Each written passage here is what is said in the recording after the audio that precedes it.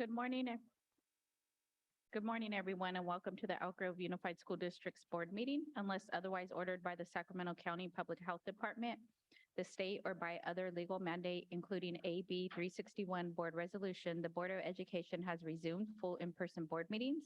Live streaming of the full in-person board meetings will be available to the public via the Zoom platform. Today's meeting is being video recorded and will be available on the district's YouTube channel. Public comment information. There will be one public comment period for items on the agenda during the special board meetings in person or via Zoom. Individuals with comments on general school district issues may address those at the next regularly scheduled board meeting. A person wishing to be heard by the board shall first be recognized by the president and be allowed up to 3 minutes to address the board. Individuals may not defer their time to another individual speaker to increase their individual total time beyond the 3 minutes. The guidelines for the in-person public comments and participation can be found outside on the table of the boardroom and on the district's website. The first item is the Pledge of Allegiance, and I'd like to ask Mr. Cerruti if you could please come on up to lead the pledge. Thank you.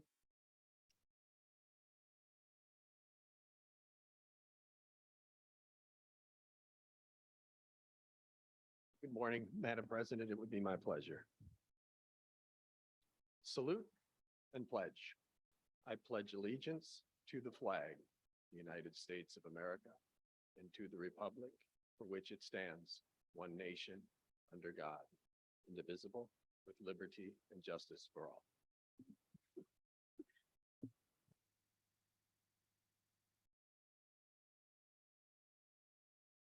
Thank you. The next item is the public comment for items on the agenda, and I believe there were no public comments via Zoom for any of the items on the agenda. Are there any blue cards for items on the agenda? Good morning, Madam Chair. There's no blue card on this item. I'd like to close the public comments and call up our first presentation on family and community engagement update, and call back Mr. Cerruti. Thank you.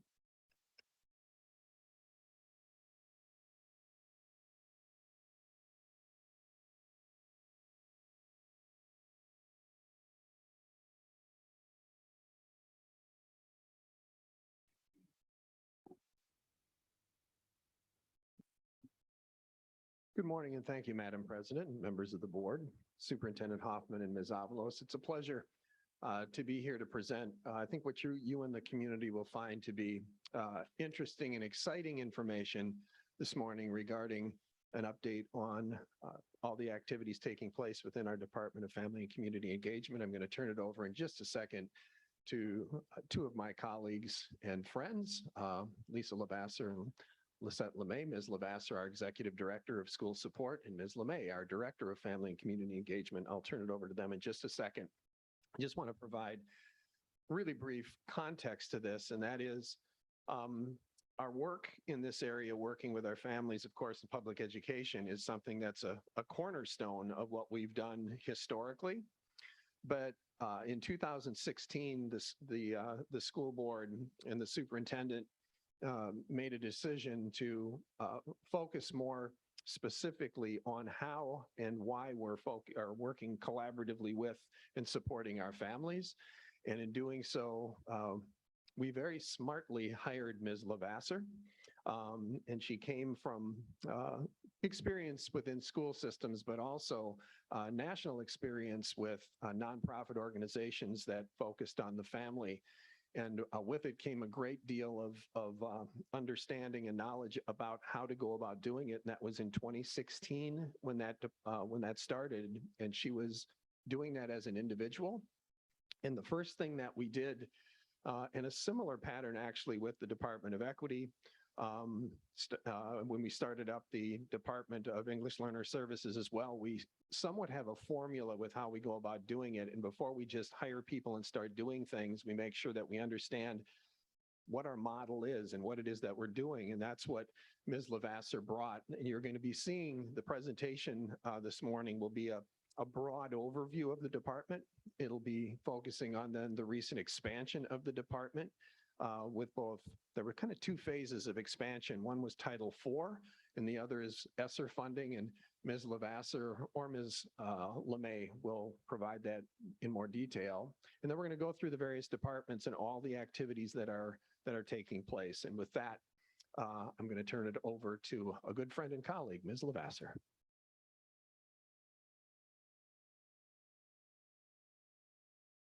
Good morning, Madam President, school board members, Superintendent Hoffman, Ms. Avalos. It's quite an honor this morning to present to you about the Family and Community Engagement Department and the work we are currently doing and the expansion. So just as a reminder, here is our learning vision and our 5 strategic goals. We're going to focus today mainly on the 4th bubble there, family and community engagement. So today, we're going to talk a little bit about what we have done, where we are, and what we are, where our vision is, and where we are going to hopefully go in the next couple of years. We're going to focus in on this goal and on the programs and strategies and services that we are providing for families and schools. So I always like to start with this, just as a reminder, these are our FACE foundations: relational, collaborative, developmental, interactive, and linked to learning. These are all research-based, and this is what we ground our work in. Everything the department does is centered on these 5 foundations. Our evaluation, our surveys are focused around these 5 main foundational pillars. So as Mr. Cerruti said, just a few learning objectives for today. We're going to share with you the big buckets of FACE, kind of the big overview of what we do. And then we're going to take some time talking about the FACE expansion. And we're going to share with you who is currently on our team. So what do? We do a lot. I have an incredible team of really hardworking, passionate, family-focused, school-focused individuals. So just a few topics, like we like to call big buckets. We support families and schools. We focus on positive relationship building home visits for the entire district. We focus on welcoming schools. We know the importance of making sure families feel welcomed and see themselves on campus. Communication, we know our families need to hear from us and know what's happening. Professional learning, family education, wellness workshops. Attendance, we know good attendance, families are a big part of that. We have newcomer welcome centers and newcomer welcome and just newcomer and refugee focused work. We have new positions called Family School Community Liaisons, which we'll talk about. And then we'll briefly share about our community partners and the Education Foundation that has been created. So this is at a 30,000-foot level, the org chart for the FACE department. When this expansion began, we decided to focus in on areas of focus and teams. So academic and wellness support, family and community support, attendance and enrollment, newcomer and community partnerships, and then the attendance improvement office. All of these positions were made based on various data that we've collected over the past couple of years. So I want to dive deep into all of these teams. So our first team, attendance and enrollment. Many of you are familiar with our attendance improvement office. This is an office that was established 7 or 8 years ago, and just last year came over and became a part of the FACE department. With that move, we also expanded our supports around attendance and enrollment. So what do? So attendance and enrollment support team. First, I want to talk about the expansion. We have 3 individuals on the team who focus on 12 of our elementary schools. 12 of those schools have the highest needs around attendance. So focusing in on providing some tiered intervention support, direct attendance, outreach, incentives, communication, providing training for school sites, and support to the front office. The expansion also includes an enrollment aspect. FACE now oversees and supports all schools with enrollment. We wanted to make sure that our front office staff have the support and training they need to make sure that our families feel supported when they enroll in our schools. We also wanted to focus in on reducing barriers for our families, especially our families that speak another language or are coming from another country. We wanted to make the transition to our incredible district as easy and as smooth as possible. So our goal is to make sure that happens with this department.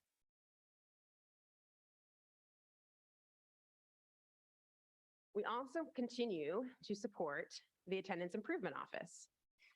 This office still has the 5 regional attendance techs that are in every region in our school district. They support families by making phone calls when we see a trend in attendance of students not showing up. They run reports for the schools, so they have updated information on attendance. And then they also run our SART and SARB meetings for our families. Communication. We knew, 3 years ago, 3.5 years ago, that communication was going to be key when we shut down our district. So one of the things that we did during that time was made sure every single family knew what was happening and that every single family had someone that they could connect with, to talk to understand in various languages. So during that first 6 months of the pandemic, we piloted a program, a 2-way communication tool called Talking Points. Many teachers who piloted this program told us this was a game changer. It is a very easy tool that families receive messages via text, or they can get the free app, and the message will be translated into over 100 different languages, mainly by human power, not by Google Translate.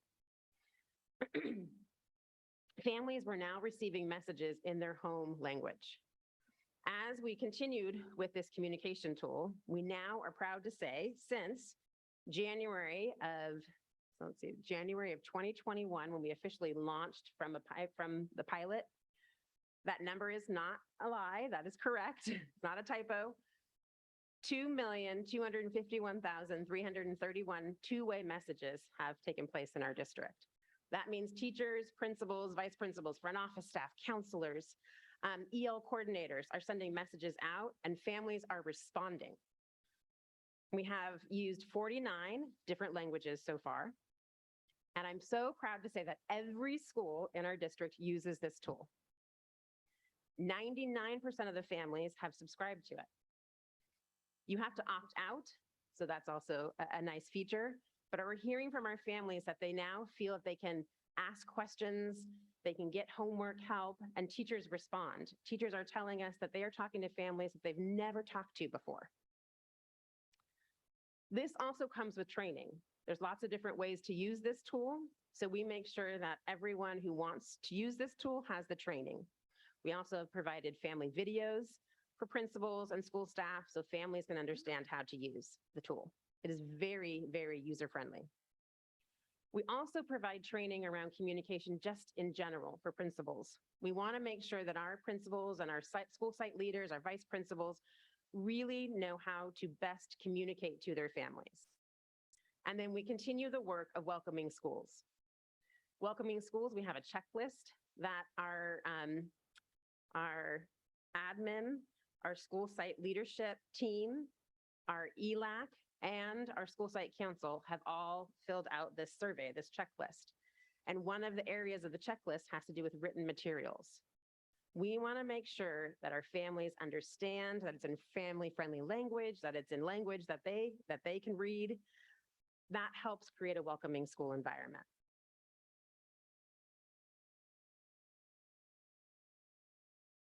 So the next area of focus, the next team I want to share with you is the family and community support team.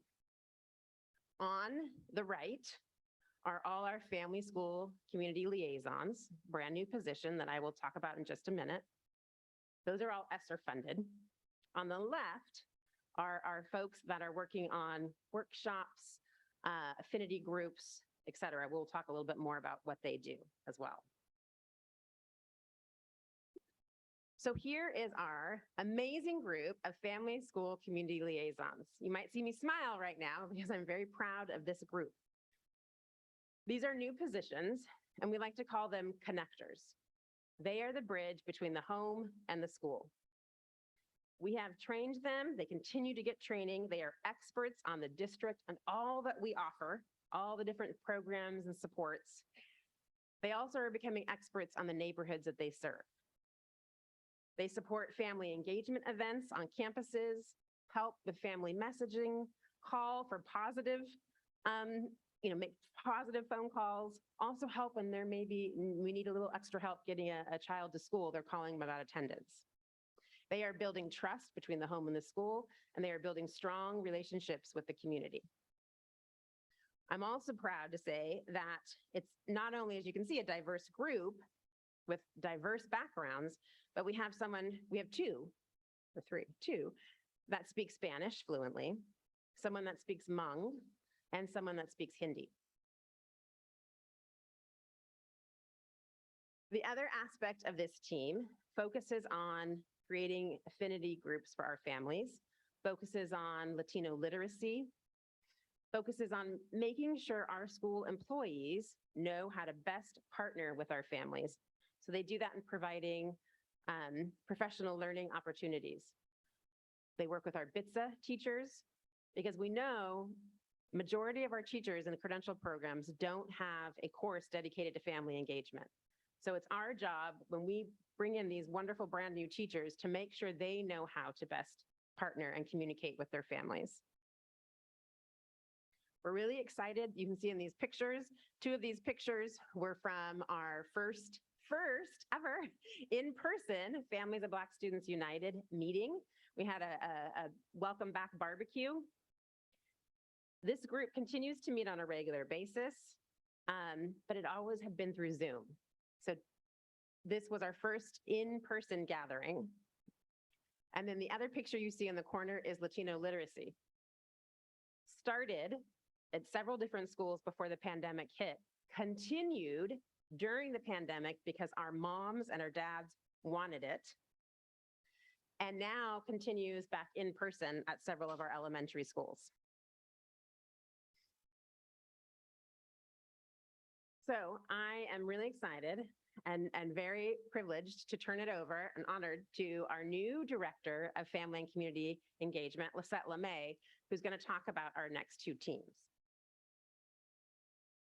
Thank you, Lisa. Good morning, Madam President, board members, Superintendent Hoffman, and Ms. Avalos. So as Lisa said, I'm just going to continue our deep dive into the rest of our teams. So here you can see at a quick glance our community partnerships and newcomer supports team. We just call them our welcoming team. This team supports all of our newcomer and refugee families and students. They are the ones who are meeting our families literally where they are and making sure that they have the support that they need in the language that they need. In this expansion, we were able to hire 3 program educators who are, thank you, Lisa, who are Dari, Farsi, Cantonese, and Spanish speaking. As a part of this team, they're providing direct support to families through our newcomer welcome centers. They are assisting with enrollment. They're assisting with vaccination information and immunization information, as well as connecting families to basic resources within the community. And at 2 of our sites with the highest numbers of refugees from Afghanistan, we were able to provide after-school soccer programming and a moms group for our moms from Afghanistan to help them build connections and feel less isolated within the community. In terms of our community partnerships, we have our newly created EGUSD First Foundation. It has been developed and it recently officially launched. This is a 501c3 education foundation. It is separate from the school district, but is working on behalf of our school community to raise funds, to go after grant funding, to help fill in gaps and opportunities for our most vulnerable communities. They have been working tirelessly to get this up and running. Again, this happened, we had our first and only in-person meeting before the pandemic hit, and then we continued virtually over a year of developing this foundation. They continue to meet virtually as a board to make sure work is happening on behalf of our students and teachers. And finally, our last team is our family and staff academic and wellness support team. Again, you can take a quick glance there to see who that's comprised of. Our 3 resource teachers that we were able to hire during this expansion, as well as our MHTs, are also ESSER funded. So in hiring our 3 resource teachers and our 2 mental health therapists, they are able to provide academic and wellness supports to schools and families. One of the strategies that our resource teachers are currently providing support for is called family teacher academic teams. They're providing this directly to 6 schools, including elementary and middle school sites. Family teacher academic teams is an academic strategy that is helping teachers help families understand what it is their kids need to learn at a very specific data point. And they're also providing support during AVID family nights. This is exciting work to see in progress, I will say that. Our mental health therapists were also added to the team to provide supports to families on an as requested basis. They're also facilitating the conversations and activities in the moms groups that I mentioned earlier. And another expansion strategy that the mental health therapists are using is that they are now sitting in on the SARB meetings. And this way they're able to help connect families to resources in order to help get their children back in school in a timely manner. They're also providing support for the Family and Staff Wellness Series. And because they are with us now, we can offer those workshops in English and Spanish because one of our MHTs is bilingual. And finally, the very high impact strategy of positive relationship building home visits continues to thrive throughout our school community. We're very proud of all of the outreach done by teachers, counselors, and other staff over the summer because collectively they visited 4,925 families. And this is us. Thank you very much. Thank you for the presentation. I will start to the left of me. I'd like to call on Ms. Jamerson. Good morning and Feliz Dia de los Muertos. Okay, a couple of questions. And when we were talking about the attendance and the work that goes into addressing the attendance and improving attendance, do we have data that shows a positive trajectory as we've increased some of that outreach? Or what does the trajectory look like, I guess? So I can say this, we are collecting data. This outreach just started about 2 months ago. Okay. So we have very little data at the moment, but I would say by the end, we will have lots. Okay, perfect.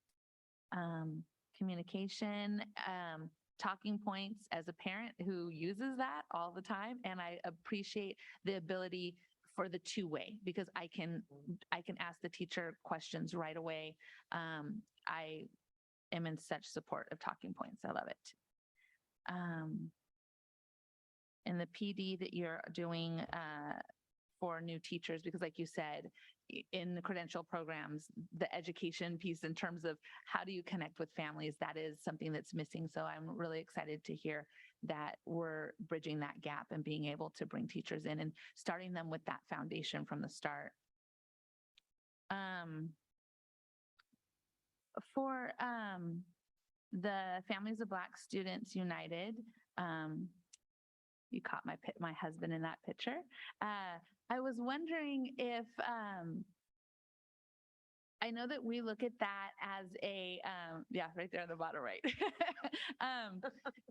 As we look at, that's kind of a district-wide group right now that's bringing in parents from all over the district.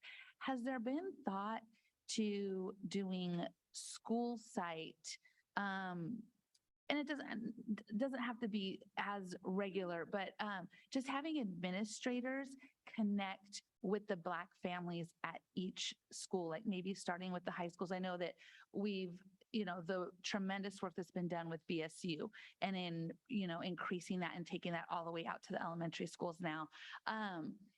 If something could be done between the administrators and the Black families at each school, even just like once a semester as a welcome, a check-in, to really kind of build those relationships and that communication so that those Black families feel connected at the school and that they know how to approach that administrator. Just a suggestion. So you're spot on, Ms. Jamerson. The vision when Kathy Wilson and I sat down and created this idea and went through kind of the scope and purpose, our end goal was to provide something for school sites to replicate. So yes, that is something that she's looking at starting to do this year. Perfect. I just think that, again, as families feel more connected and feel that they can approach and talk to, and when things come up, they can go directly to that administrator and say, hey, how can we work on this? Because we've already built a relationship. So great. And then love the Afghan soccer team. We've recruited some of those to my son's comp team already, so it's going well. And then, of course, just I fully support AVID. I think it's an amazing program. So, and I think that AVID really is targeting those first-gen college students. And so having the family engagement nights so that because sometimes there can be that, as the parents, they're doing the right thing. Like, we're going to put you in AVID, but they still kind of take that step back and they're not engaged. And it's really important to have the families engaged through that college process. So I love the engagement nights. And that's all I have. Great work. Thank you so much for the presentation. Mr. Perez?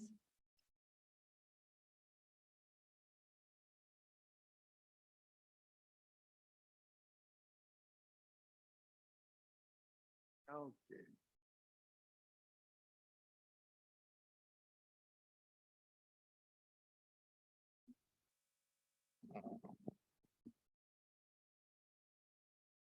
Funding source. Oh, by the way, good report.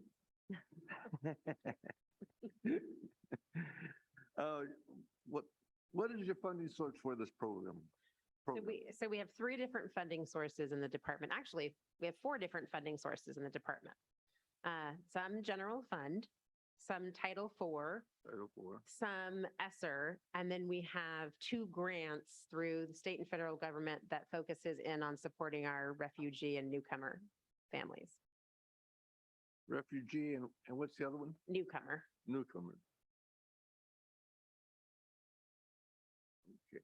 The reason why I asked, and I misplaced the program, but there was recently a program through the Department of Education for community, and I think we may have received that money. Is that true, Mr. Hoffman? Community partnership type of monies, community engagement? You'd have to be more specific. I'm not sure exactly which one you're referring to.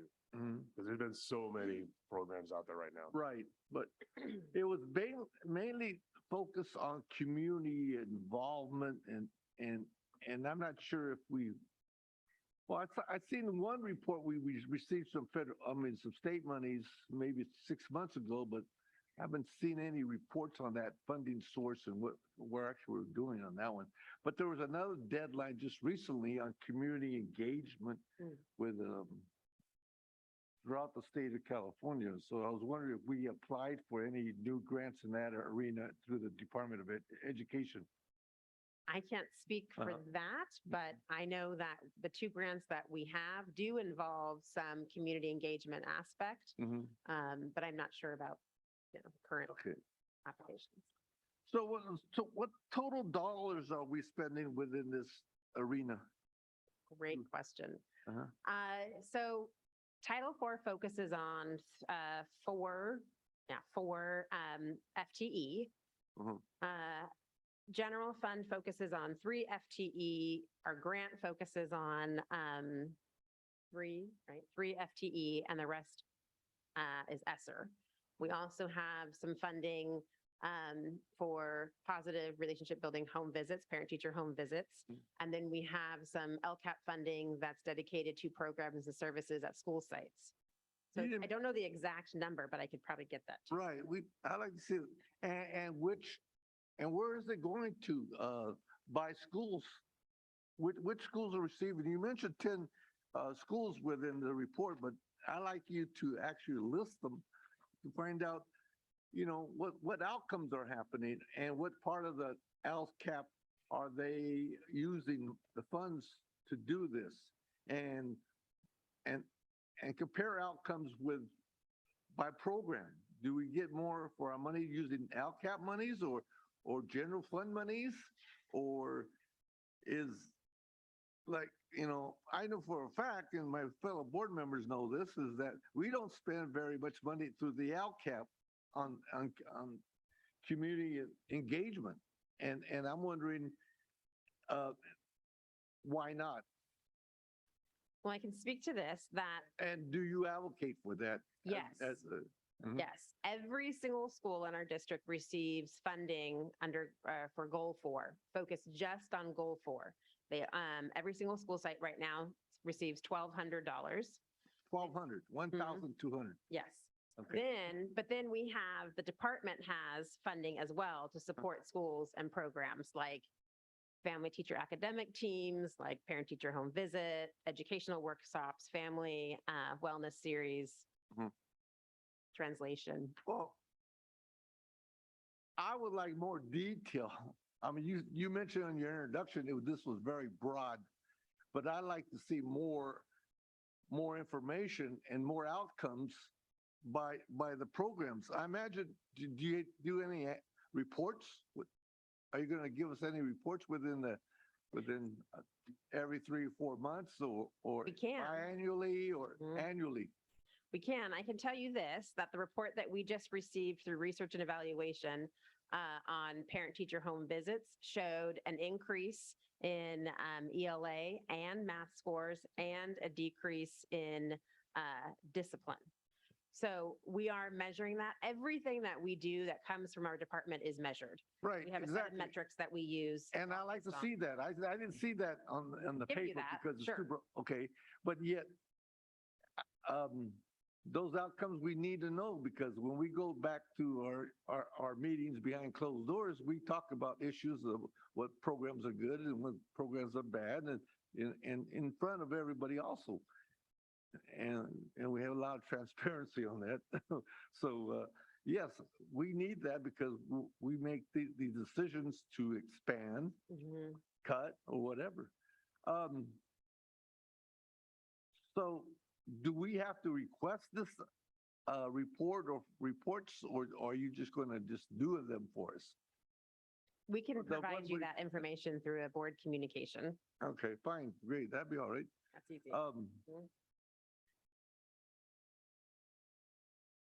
I mentioned regarding the newcomer center and getting people acclimated and feeling good.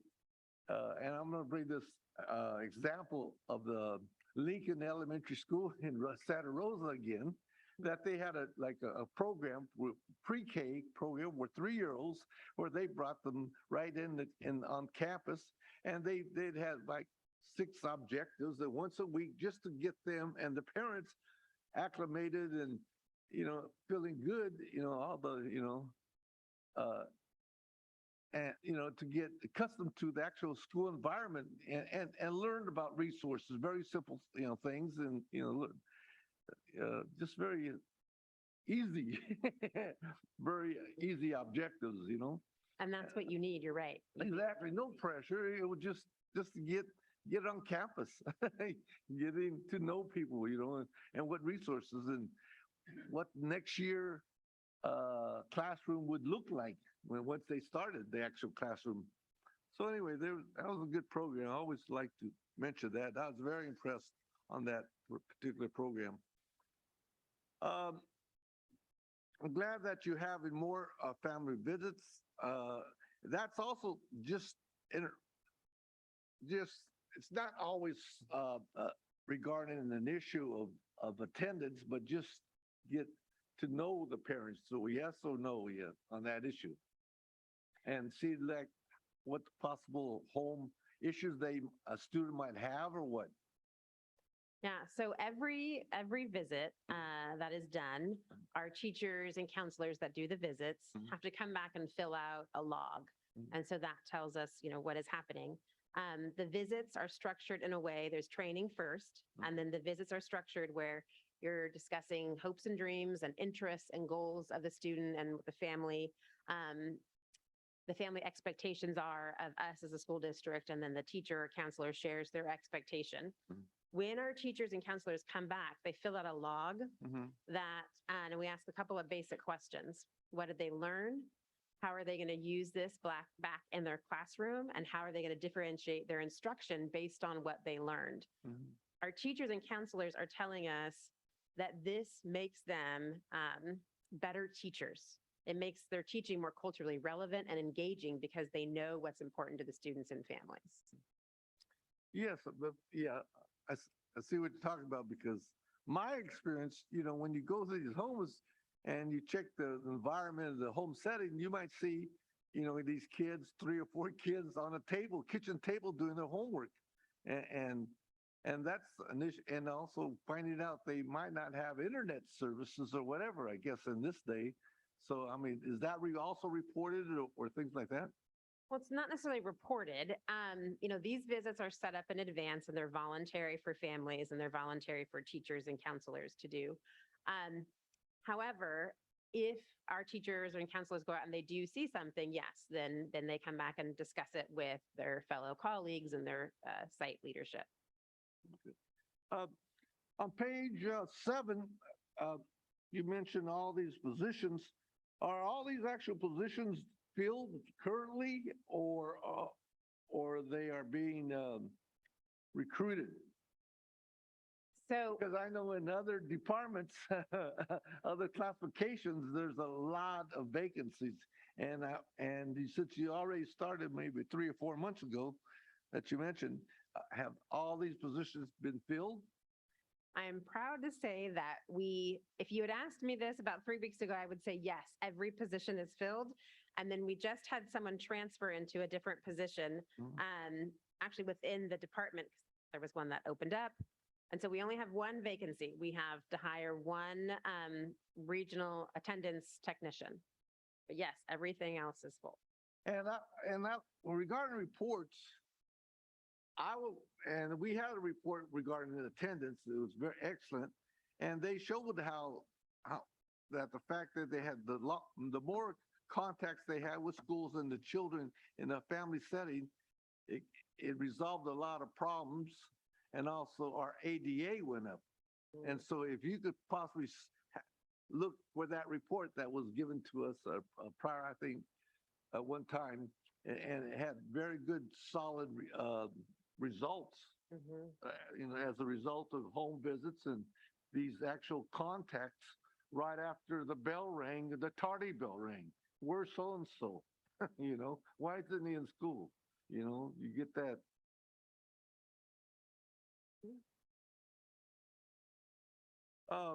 You mentioned page 8, 12 schools. I'd like you to list those for us.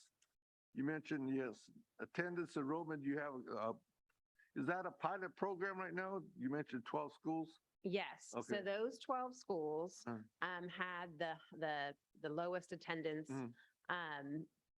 amongst the entire district. And those 12 schools were all of the elementary schools in the Valley region, all of the elementary schools in the Florin region, McKee Elementary, and Sierra Enterprise. So those 12 schools are now receiving direct support on how to get our students back to school. Yeah. I worked on a project like that once, and you come to realize that there's other issues besides, social. Like, for instance, at Kennedy, the students didn't even have a bus pass to go to school. They didn't have shoes. They didn't have they didn't feel comfortable going there because of the clothing and variety of little issues that can be resolved. And once you resolve that, or one of the older boys or girls are babysitting the younger ones, because of the babysitting daycare issues. So you're going to find out all that type of family relations stuff that's the reason why they're not coming to school. Yeah. And that's exactly what this pilot is focusing on, learning about our families, removing those barriers so that we can get kids to school. We know that they can't learn if they're not in class. Or even the bus, busing. Okay, very good, excellent. Yeah, I think you're going in the right direction. It's just a matter, I think you need more money and more staff. Because, that's what it takes. I know that the more resources the individuals have and partnerships with community-based organizations that are, from the community, they know the community, and also hiring parents, as parent advisors or something on campus, because they're the ones that, live in the neighborhoods and they know what's going on, Monday through Sunday. Why is, such and such isn't here because maybe the music was too loud and one night or something like this. There's all kinds of things like that. I'm glad that we still have 5 regional attendance improvement technicians. How often do they give reports to you or things like that? Or do they give it? Yes, we work closely with our research and evaluation department, and we run quarterly reports. We also use a tool that allows us to see daily attendance. And then our regional improvement attendance technicians, they also run reports every time they're at a school site. They provide school leadership with an update. Okay, very good. Mr. Perez, I'll ask if you can please finish your comments so we can have the colleagues speak as well. I'm on page 11 of 19. Yeah, you're approaching 14 minutes, sir. So as a reminder, time check. This is a very important issue that we need to fund and make sure it's going in the right direction and inquire, what they're doing. Like they said, it was very broad report. We need more detail. And I think this board should support this project even more so what we're doing today. So that's what I'm getting at. I understand the situation. Anyway, I will hold on here. Let me go through this paperwork and my notes. Maybe ask one more question. I think here's the issue. Families of Black students. I'm glad you're doing that, but also think that we need families of Latino students, families of Asian students, like Hmong. There's a special need within the Asian community, the subpopulations of different Asian communities out there that need extra help. And we need to recognize that and be aware of that and provide these services to these and target that population. And once they have that, and once, okay, I'm okay. Okay, that's it. You'll be happy to hear that we are currently using the decision-making model to determine what affinity groups we will bring next, because we agree with you wholeheartedly on the fact that we need to make sure all of our families have Exactly, because, we concentrate on one, we forget about all these other ones. And they probably have the same issues, but different language, cultural issues. That's why they're not coming to school. Last question. You mentioned that we also have a new 503A foundation. Now, does that compete with our grant writer program that we have or personnel we have within our district? And how's that evolving? Because I don't want them to compete with a district when they're seeking the same type of funding. So great question. The 501c3 nonprofit Ed Foundation is completely separate from the school district. And Right. because they are a nonprofit, they have the ability to go after grants and funding that an LEA, a school district, couldn't go after. So in that sense, there's no competition there. The board is in the process right now of thinking through next steps, and one of those would be to hire their own part-time grant writer to help them look into and go after grants. As advisory folks to the board, we help with that as well.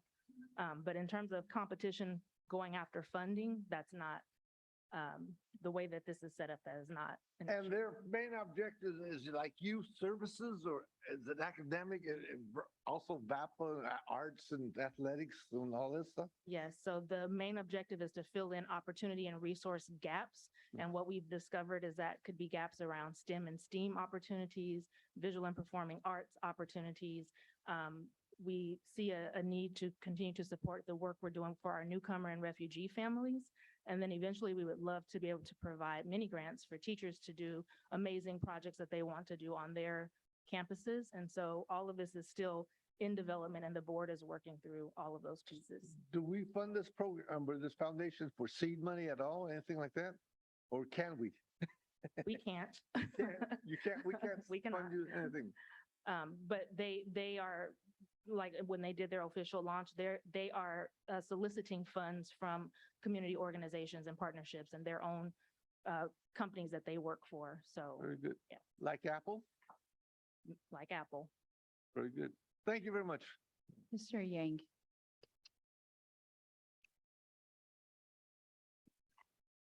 Good morning. I hope you all had a good Halloween last night.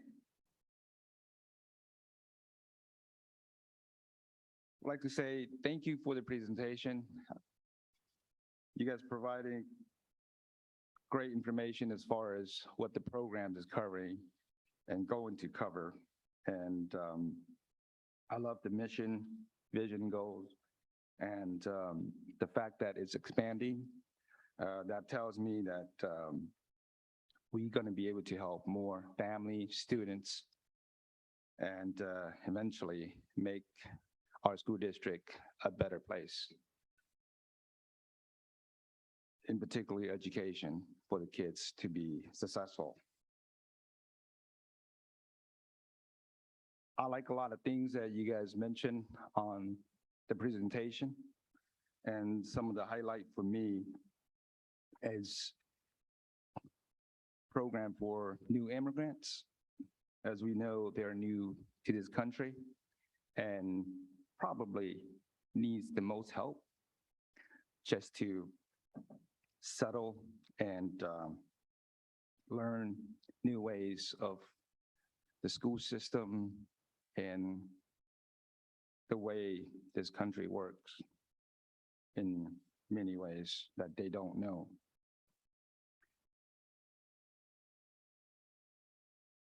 I love the home visits. I thought that was a great number.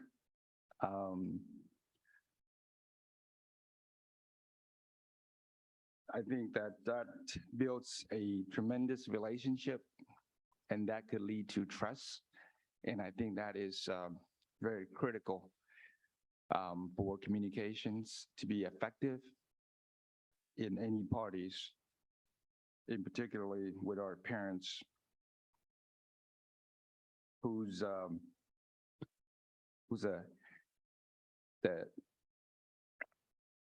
leading of the household. What I would like to see more in the future, and I understand that we are expanding and then we are starting new programs, so we don't have all the data that you guys would have to give us so that it's transparent and allow us to understand the pros and the cons and the effectiveness of these programs or certain programs. What I want to speak of as far as some of the recommendations and concern is, but before I go to that, actually, I love the fact that you guys has hired a very diverse group. And obviously, we have not covered all the different ethnic groups in the school district. But I think that with that with the current staff of the liaison, I think that it covers quite a bit. And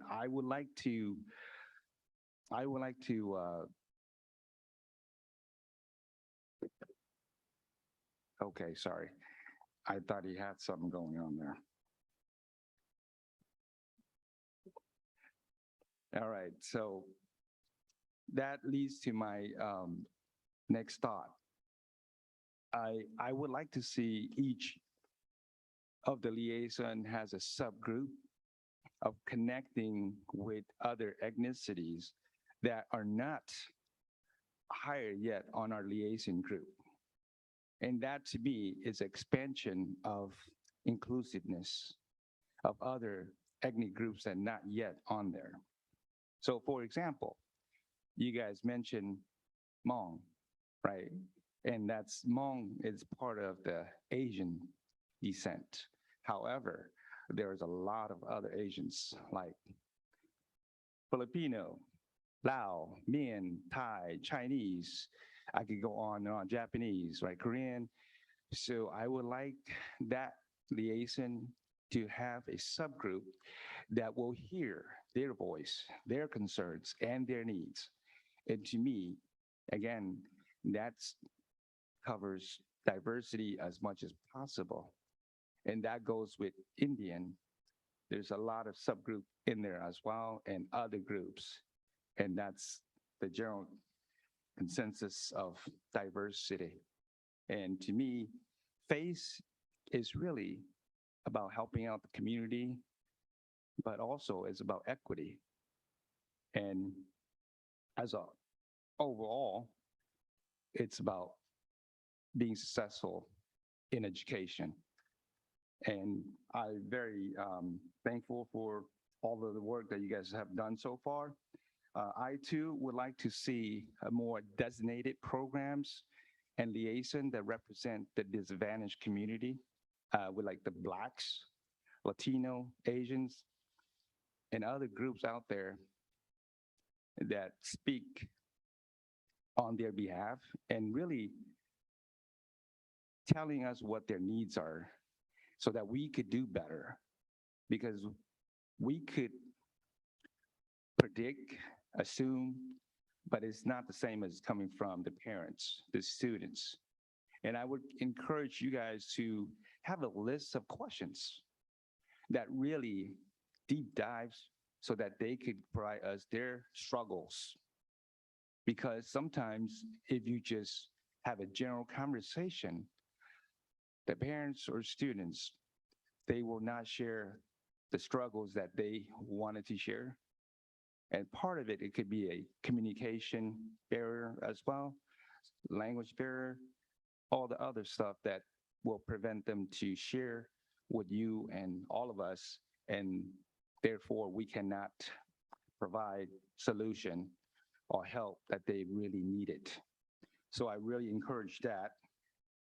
And last but not least, I want to see projection on the next report as far as the data that shows how many family and kids we have helped, and forecasting the next 3 years, 5 years, maybe even 10 years of how we could help out more kids and family, and how are we going to fund that?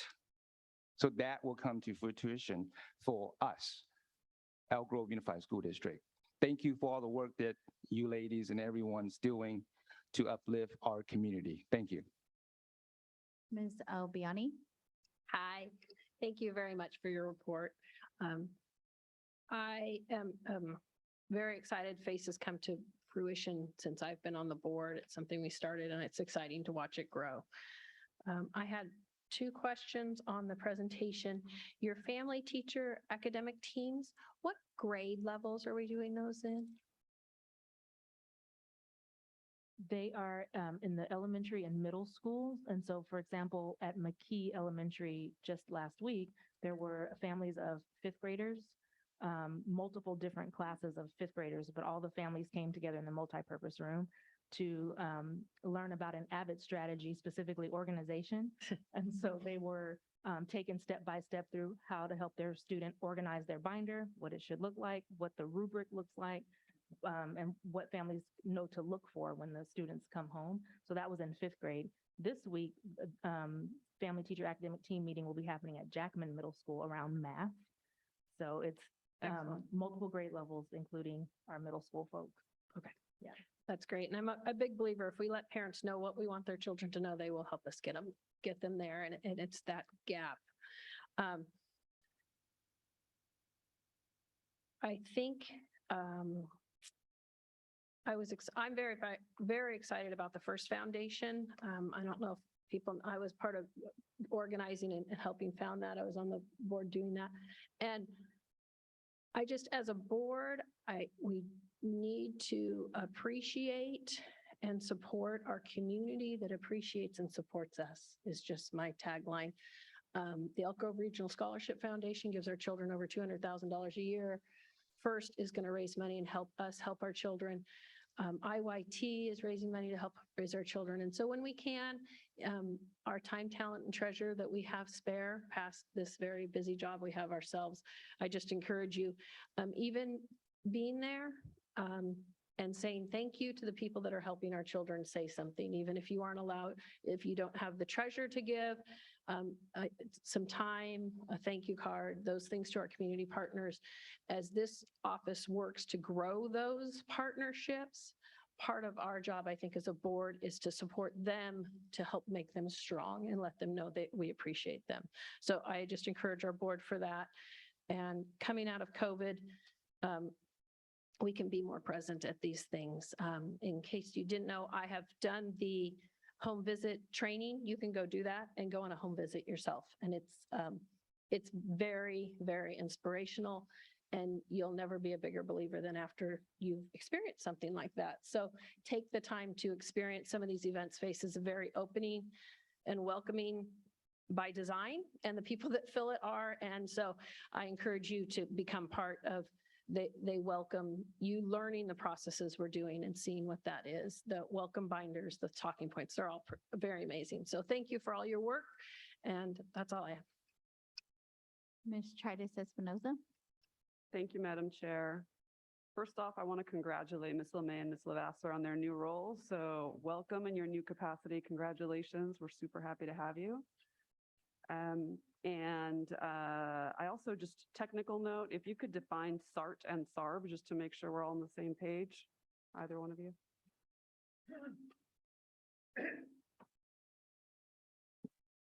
So a SART happens at the school site, student attendance, regional team, and a SARB happens here in this building, and that takes place, it's more of a board where we have supports from kind of all over the district, and that the SART is first and the SARB is second.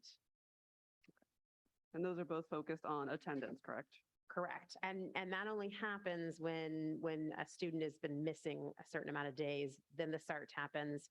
So there's universal supports that go out to get kids to school. Then there's these tiered interventions, and one of them is SART, and then another one is SARB. Awesome, thank you. I will say this to add to it. The SARB, one of the things we discovered during the pandemic, families really needed some extra support. Some of our most vulnerable families. So now with the expansion of FACE, we now have a mental health therapist from our department, one again that's bilingual and one that just speaks English, but they all sit on that SARB hearing, that when they come here. And we are finding that to be tremendously helpful, because then that MHT can be a warm hand to help the family with the resources they need so they can get their kid back to school. Thank you. And I won't delay this by getting into detail, but just to be sure that everybody knows, those are very, I guess, multidisciplinary teams is a way to describe it.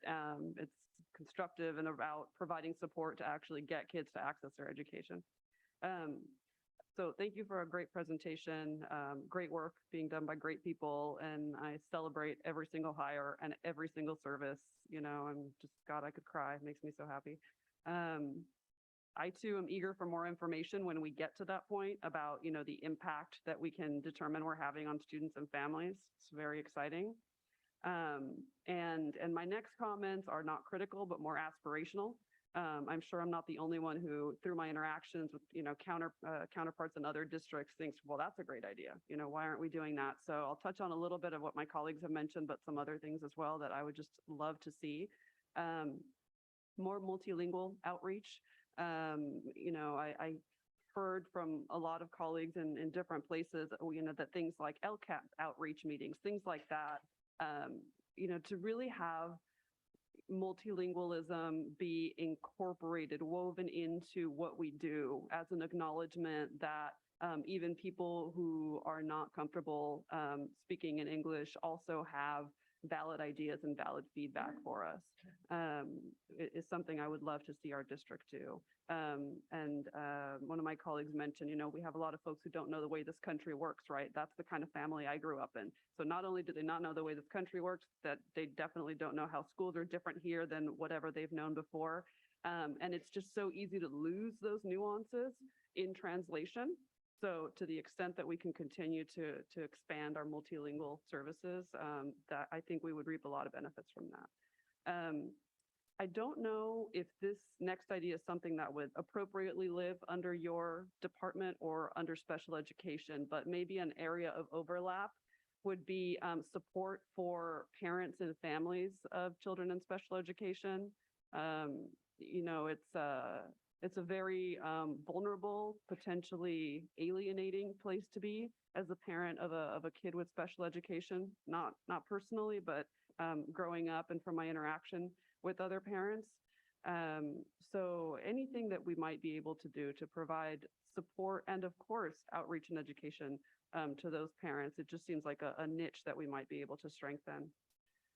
I've long been hopeful that we could do more in terms of preparing our parents to be the first educators for their children. So growing that early education space, in my mind, it's very similar to a lot of the things that we're doing already, but targeted at the 0 to 3 space. I'm curious funding wise, right? Because technically they're not ours. I don't know if we would have resources for that, but other districts do provide some outreach, workshops about how we can support our kids. That's something I'd be really interested in exploring. And I love the home visit program. I think it's incredibly valuable. There's a different model that I've been exposed to that I also think would be valuable. That is the one in the migrant education program, where it's not as much of a check-in and general support. This one is actually more focused towards helping whoever is at home, the parent, the guardian, support the educational process. They are really given concrete tools, like, again, with those younger kids, like, hey, here's a song that you can sing to teach them the letters of the alphabet and the sounds that they make, like things that are really practical. Because as Beth was saying, I think our parents are really hungry for tools like that. So that's something I know is very successful. And lastly, just really being focused on what those barriers to participation are. Mr. Yang mentioned transportation, closed closets, things like that, again, other districts do. Something that comes to mind for me also is potentially childcare for for parents to attend different kinds of meetings, whatever they be. So not to seem ungrateful at all, I'm incredibly helpful for the way this department has grown and the choices that have been made about how to direct those resources. But just like you, I always want to do more and better for our students. So thank you so much. That's all, Madam Chair. Mr. Forcina. Good morning, Lisa and Lizette. Just echoing what Nancy was saying, certainly we've come a long way since the board had envisioned a family and community engagement office and the importance of it. And it is good to see what that development has been. Before I make comments, I want to do a quick little education for Gina. Approximately about 8 years ago, all our office had was a school attendance and review board.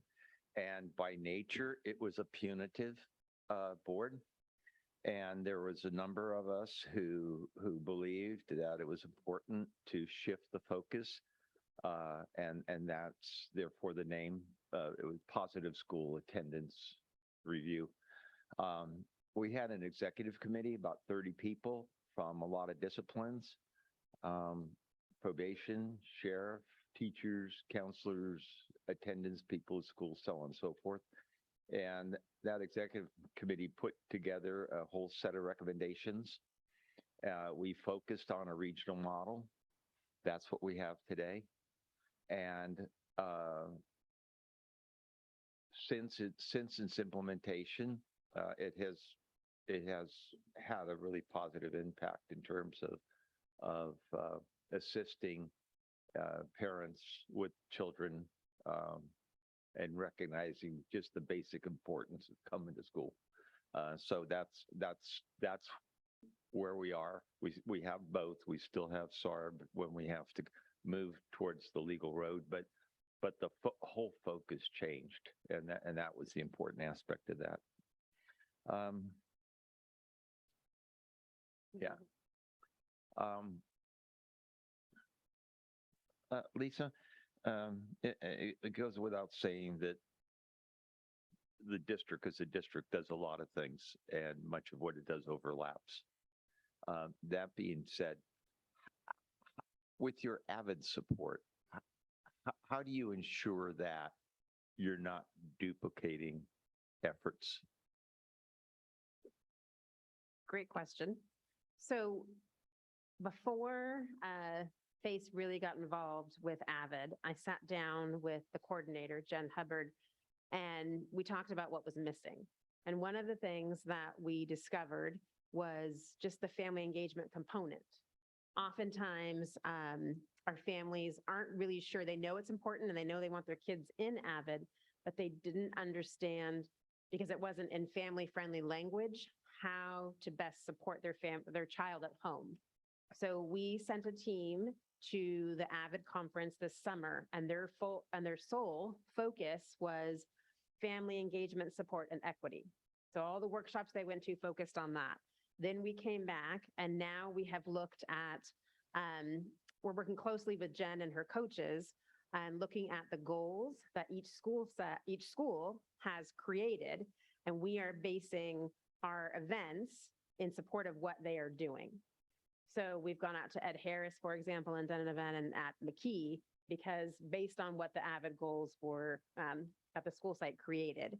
The other aspect that the team is working on are creating family-friendly resources and in family-friendly language. And what I mean by family-friendly language, no acronyms, breaking down what we are asking, simple language, bullets, visuals, those types of things, so families can really understand how to support their child at home with these different strategies. Also includes in different languages, of course. Okay.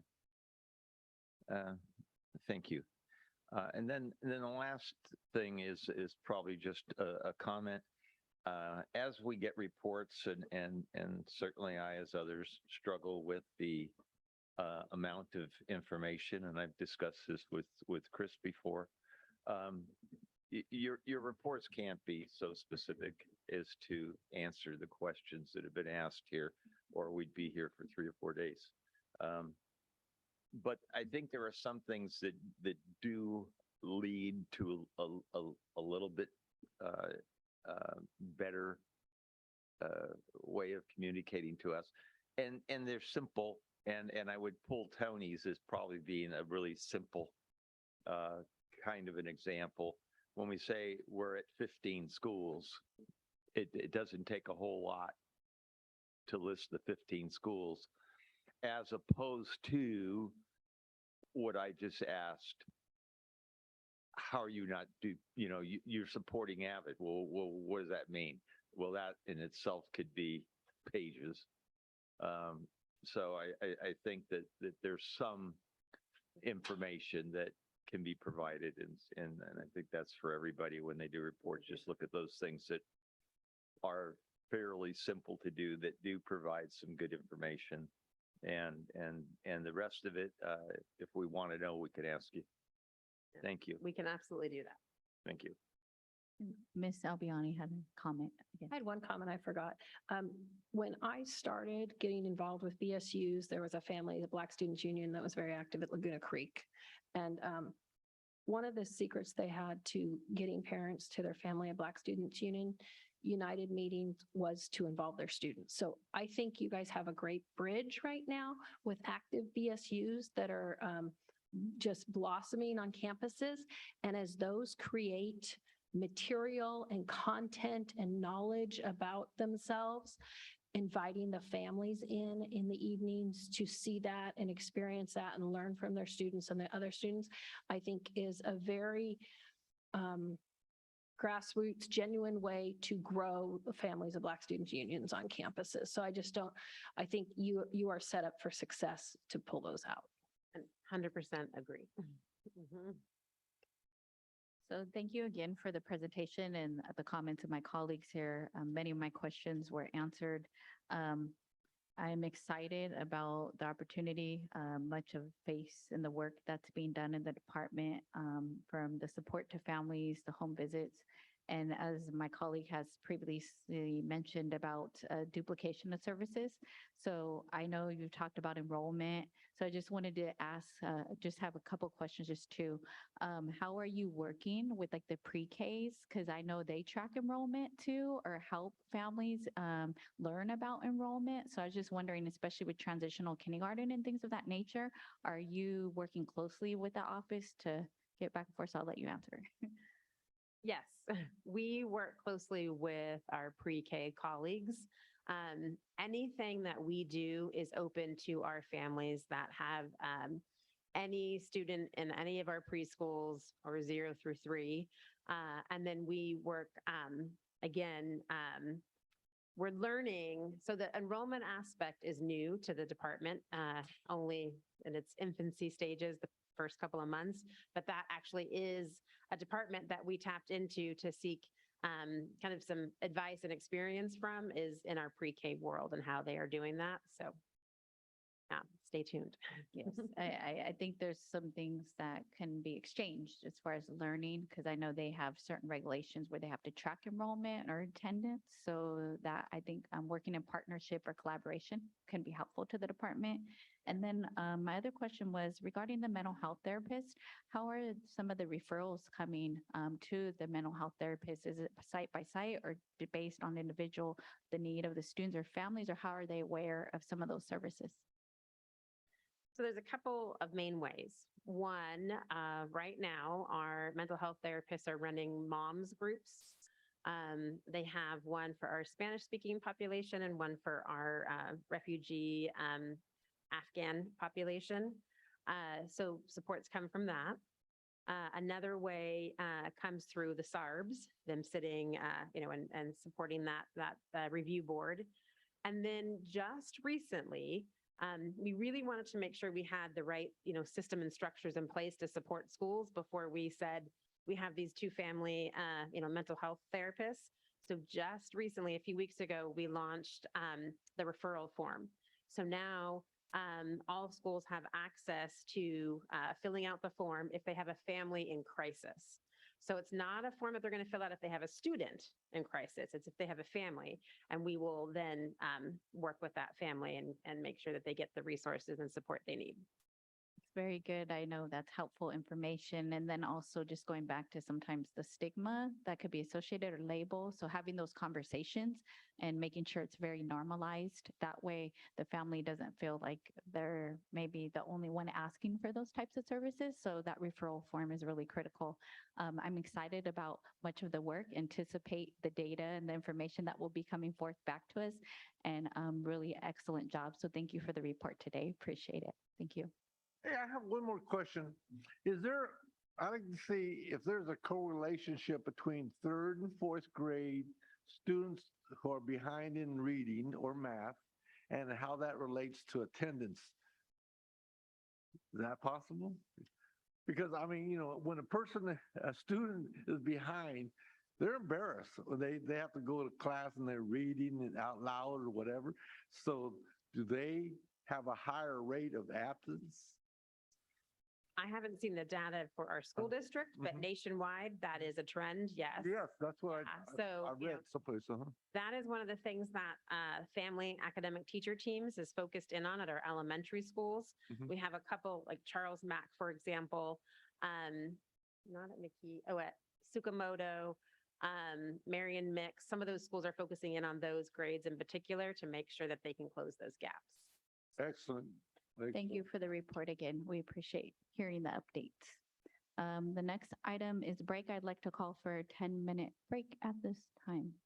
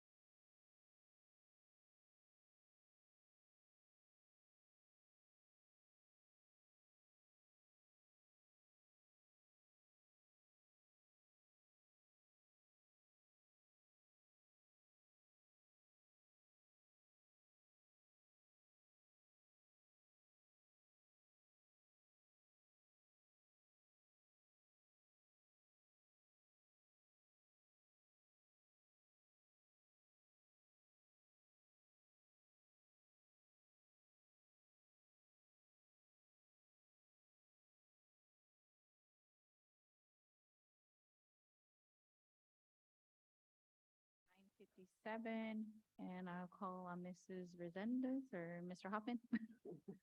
I'll do a quick introduction.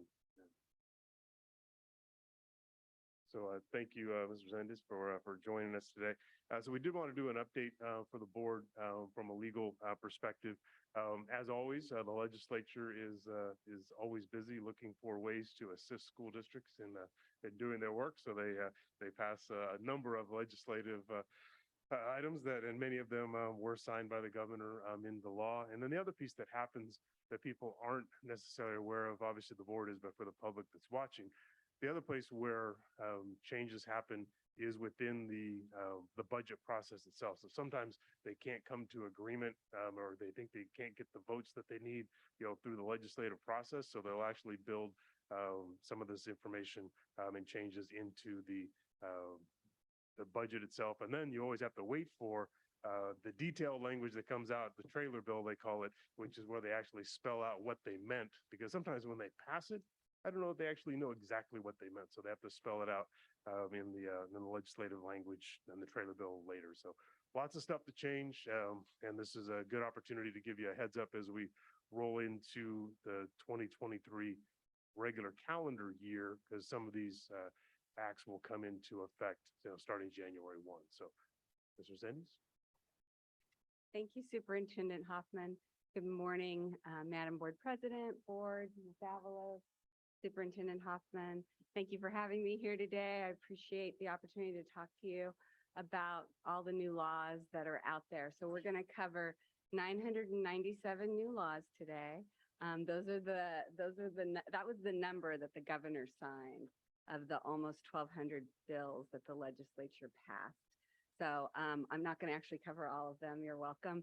But what I'm going to try to do and what I've done is I've looked at everything that's been happening over the last few months, like, the world's largest pre-pandemic buffet. And I just sampled some things for you. And so that's what we'll do today. And then there'll be some time for questions. So here are the things that we're going to cover. Here are the different topics that we're going to cover. We're going to start with Elk Grove Unified School District School Board's favorite topic, which is school board meetings, and this new law, a third law, AB 2449. So we'll start with that, and then we'll end with a topic that probably requires 4 hours of your time if you really want to get into it, which is employee religious speech. So we're only going to briefly touch on all of these, and again, just give you a sampling and answer questions that you might have. So with that, let's jump into AB 2449. So you're all familiar with sort of the pre-pandemic teleconference attendance by board members, and that's in the Brown Act, and it says if you have to attend from a virtual location, you have to include the location in a board agenda for a regular meeting 72 hours in advance, for a special meeting 24 hours in advance, and you have to have a location that's accessible to the public. So the public has to be able to come to your home or your hotel room if you're on business, or Arby's or wherever you might be to do that board meeting. They have to be able to come and attend, and it has to be accessible. So we're all familiar with that. I'm going to call that traditional remote attendance. That's still in the law. And then we've talked a lot over the last several months about AB 361, which is what Elk Grove Unified School District is currently operating under, which allows board members who have been exposed to COVID or who have tested positive for COVID to attend board meetings remotely. When you do that, there are some public comment requirements, and there's also the requirement that the public can attend remotely and participate via Zoom when you have AB 361. So if that's not enough, and because AB 361 is about to expire, and we'll talk about that, the legislature and the governor signed this new legislation, and this is a very unique exception to the Brown Act requirements for remote attendance. It's very narrow and very complicated because, of course, school board members have the highest IQs, so they make it as complicated as possible. So let's talk about what this means. So AB 2449, it keeps the traditional remote attendance that requires agendizing and access to the location. AB 361 is going to expire in over a year and a few months, but because the governor stated that the state of emergency for California based on COVID is going to sunset at the end of February, AB 361's access by the board is going to probably end at the end of February, even though the law lasts a little bit longer. So AB 361 is likely to end at the end of February unless something happens and the state of emergency regarding COVID is extended, in which case you'll still be able to use it.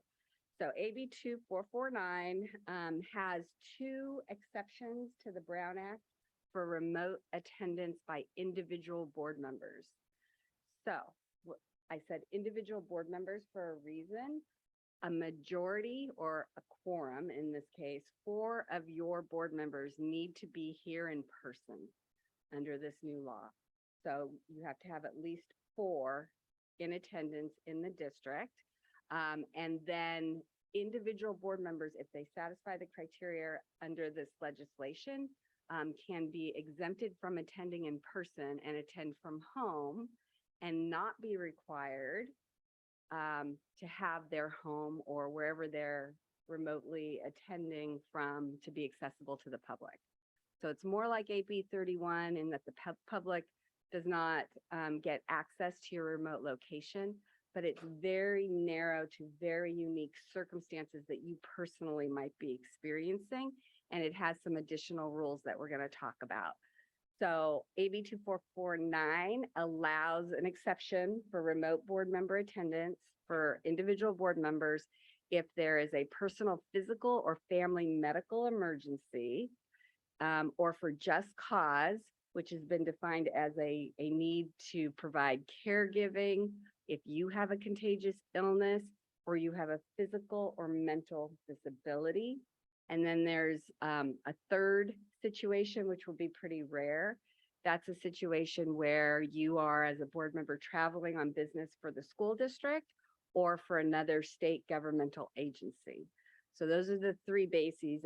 And for the first 2, the emergency or just cause, there are different criteria for each one of those. So let's talk about just cause. So to be able to attend remotely as an individual board member, you have to notify the board as soon as possible that you have this essentially a medical emergency that prevents you from attending. And so you would notify the board, you would Zoom on to the board meeting if it just came up without prior notice, it just came up. And you would let the board know what was happening as soon as you know. So the rule is as soon as possible. And in that situation, in the just cause situation in particular, you can only use it 2 times. So in the course of a calendar year, calendar, not school year, you can only use this exception twice. And you have to explain what is this emergency, a general description of the circumstances related to your need to use this remote option. And you don't have to disclose medical information, but you have to explain, I had an emergency with a family member, and therefore I need to attend remotely. And again, you can only use it 2 times per calendar year. So that's really important. This particular basis for remote attendance does not require board approval. So it's a notice obligation. You have to let the board know. The next one I'm going to talk about requires board approval, 2/3 board approval. So that means 5 board members have to agree for the emergency circumstances. So that's the second way to access this new law. So a board member can make the request as soon as possible. They have to make a separate request for each board meeting. Like the 2 limit for just cause for emergency circumstances, there's also a limit. And that limit is to either 20% of the board meetings. So if you have 20 board meetings, you can use this 4 times. The other limit is in terms of months. You can't use it more than 3 consecutive months. So if there's 3 months, there's one board meeting each month, and then you have more during the year, it's going to be one or the other. So again, very, very limited circumstances. If you use this emergency circumstances exception, the board has to vote at the beginning of the board meeting to approve it, 2/3 vote, which is a unique vote, rather than the normal majority. The entire board, if you only have a quorum who's there, the entire board, it has to be unanimous. All four board members have to approve it. So that's another important factor. And then if you're attending in this way, this last bullet is you have to keep your camera on and your audio on.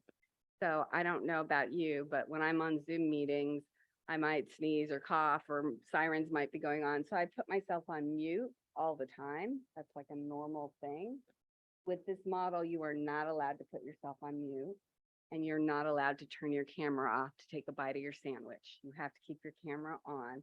So that's unique to this new law.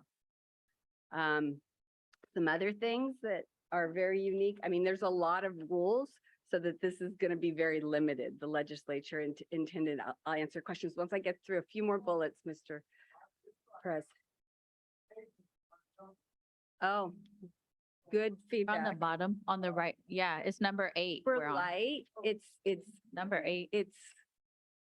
it's white on orange and it's really hard to see, Mr. Perez. I'm sorry. Yeah, it's hard to see. I agree. The other thing that is unique about this requirement, in addition to having, the board has to vote to approve it, you have to keep your camera on, you have to keep your audio on. Anybody who's in the room with you, you have to introduce to the public if they're 18 years or older. So if your spouse is hovering about trying to get you to take a bite of your sandwich, you have to introduce your spouse. If your 18-year-old child is in the room, you have to introduce your child. If the governor happens to be sitting next to you, you have to introduce the governor. So whoever is in the room with you, and this is the way I believe the legislature was thinking, we're not going to require you to open it up to the public because you might have a contagious condition, but if there's somebody else with you in the room, the public should know who is with you. So that's also unique. And then here, this last bullet on slide 8 talks about what I mentioned earlier, which is the limit for how many times you can use this. So this is supposed to be in a rare instance, and it's even more narrow than what you are used to under AB 361. Okay. Like the traditional, like AB 361, this law requires an opportunity for the public to, and I'm just going to use Zoom because that's what Elk Grove uses, to be able to make public comments via Zoom and attend and participate remotely and be able to see what's happening, including the board online. Okay. I'm going to hold questions till the end. So that's going to be a challenge, I know, but there's just so much. So if you wouldn't mind taking notes of your questions right now regarding this new law for remote attendance, I greatly appreciate it. And then I'm going to get through these and then provide as much time as possible for questions. Okay, so the next topic is board censure. So censure is another word for verbal reprimand or a written resolution that has the impact of a reprimand. So it's a public reprimand. And the U.S. Supreme Court, in a unanimous decision, decided that a school board, in this case, it was Houston Community College System, could lawfully reprimand a board member in that community college district. And the case is a really interesting case because it goes back to the beginning of the U.S. And democratic principles, and it describes the school board, in this case's right to censure, verbally reprimand a board member for engaging in the board member's free speech rights. So the U.S. Supreme Court said the board as a whole has free speech rights, and the individual board member who is censured or reprimanded has free speech rights, and both can exercise those rights. So there is no law, according to this unanimous U.S. Supreme Court decision, which is rare these days, that prohibits a school board from saying your conduct, board member, it, violates our rules of civil discourse or is troubling in other ways. This particular board member, his name was David Wilson. I always think the facts are super interesting. He got censured because he was doing all kinds of very challenging things, very disruptive things to the functioning of the school district. This particular board member had robocalls that were made to the whole community sharing information that the board believed to be untruthful. They used social media, they used a radio station. Probably the crossing of the line fact is this board member also hired a private investigator to follow board members and to essentially observe them in their day-to-day lives at their homes and grocery stores, wherever they were. So did a lot of things that probably were lawful. Many of them were within his free speech rights, but because they caused such a disruption, the board censured this board member. The board member sued them, saying you violated my free speech because the censure chills my ability to speak my mind and say my truth. And the U.S. Supreme Court said, yes, you have that right, and you can continue to do that, but the board also has a free speech right to say that this is not okay and verbally reprimand them.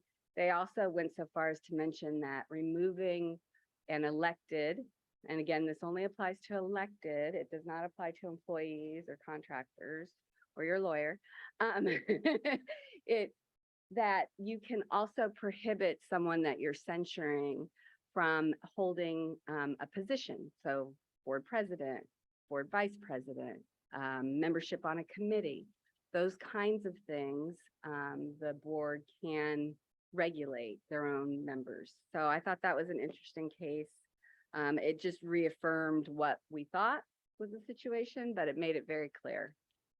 So the next one, I'm going to call it the Facebook case, the Ninth Circuit Facebook case.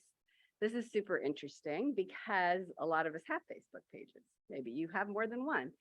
If you are campaigning for any elected office, you may have a Facebook page that you use primarily for that purpose. So in this case, 2 Poway Unified School District board members had a Facebook page or account, and they used it as part of their campaign and provided a lot of information regarding their background and the reason why they should be elected. They were both elected. These 2 board members were elected to be board members in the Poway School District, and 2 community members who happen to be parents, a husband and wife, started posting things on these websites, these 2 board member websites. So let me tell you a little bit about what happened to these campaign, I'm going to call them Facebook campaign sites. So the 2 board members, now elected, use that website, that social media account, to provide information, identify themselves as elected school board members, provide information regarding what the school board was working on, gave updates regarding things that were happening in the community, solicited feedback from the followers of the Facebook page. Hey, we're working on a walk to school day. What do you think? Is this a good idea? And members of the community on Facebook, their followers, would comment. So there was some 2-way communication on this page. And there were no use policies or regulations of the page. It was just someone had this Facebook page. They weren't moderating it typically. However, these 2 parents, the Garniers, Mr. and Mrs. Garnier, who were parents in the district, started posting on these individual board member Facebook pages. And sometimes they would post very repetitive, lengthy posts on those pages. At one point, Mr. Garnier posted approximately 260 times the exact same message. So filling up the page, using it repeatedly. Initially, these 2 board members would hide the post, delete the post. For a while, they did that. And then at a certain point, probably when they got the 260 plus repetitive posts, they blocked Mr. and Mrs. Garnier. Again, this is a free speech case, like the censure case. But what the Ninth Circuit said in this case was different from what the US Supreme Court said in the censure case.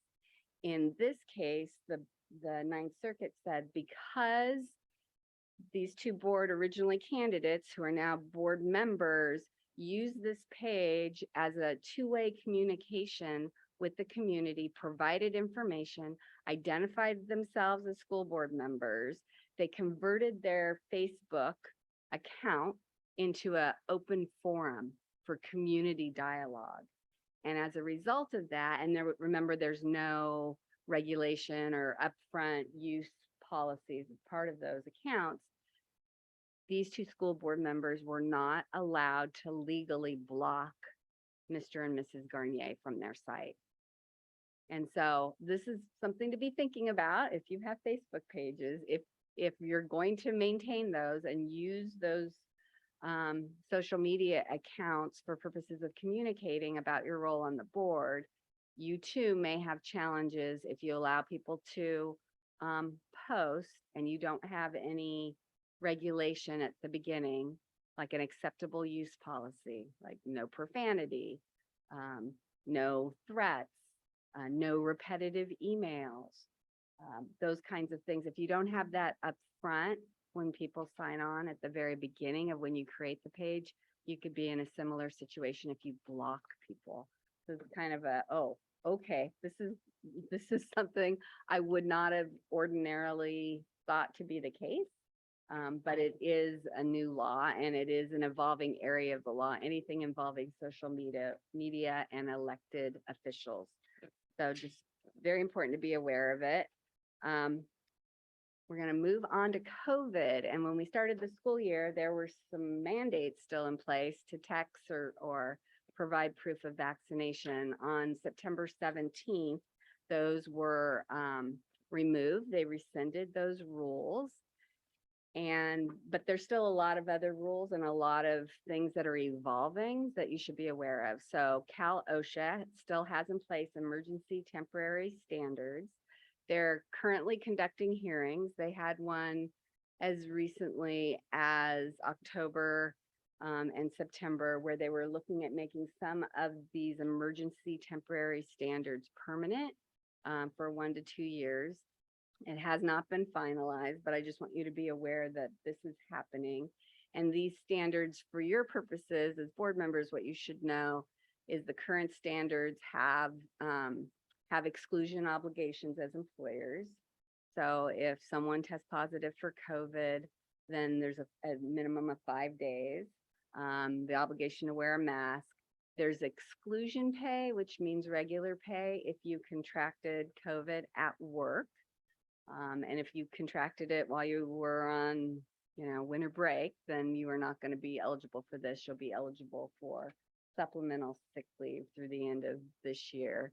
But this exclusion pay rule goes till the end of this year. Districts are still required to have a prevention plan. There's another law I'm going to share with you that includes a COVID prevention plan requirement.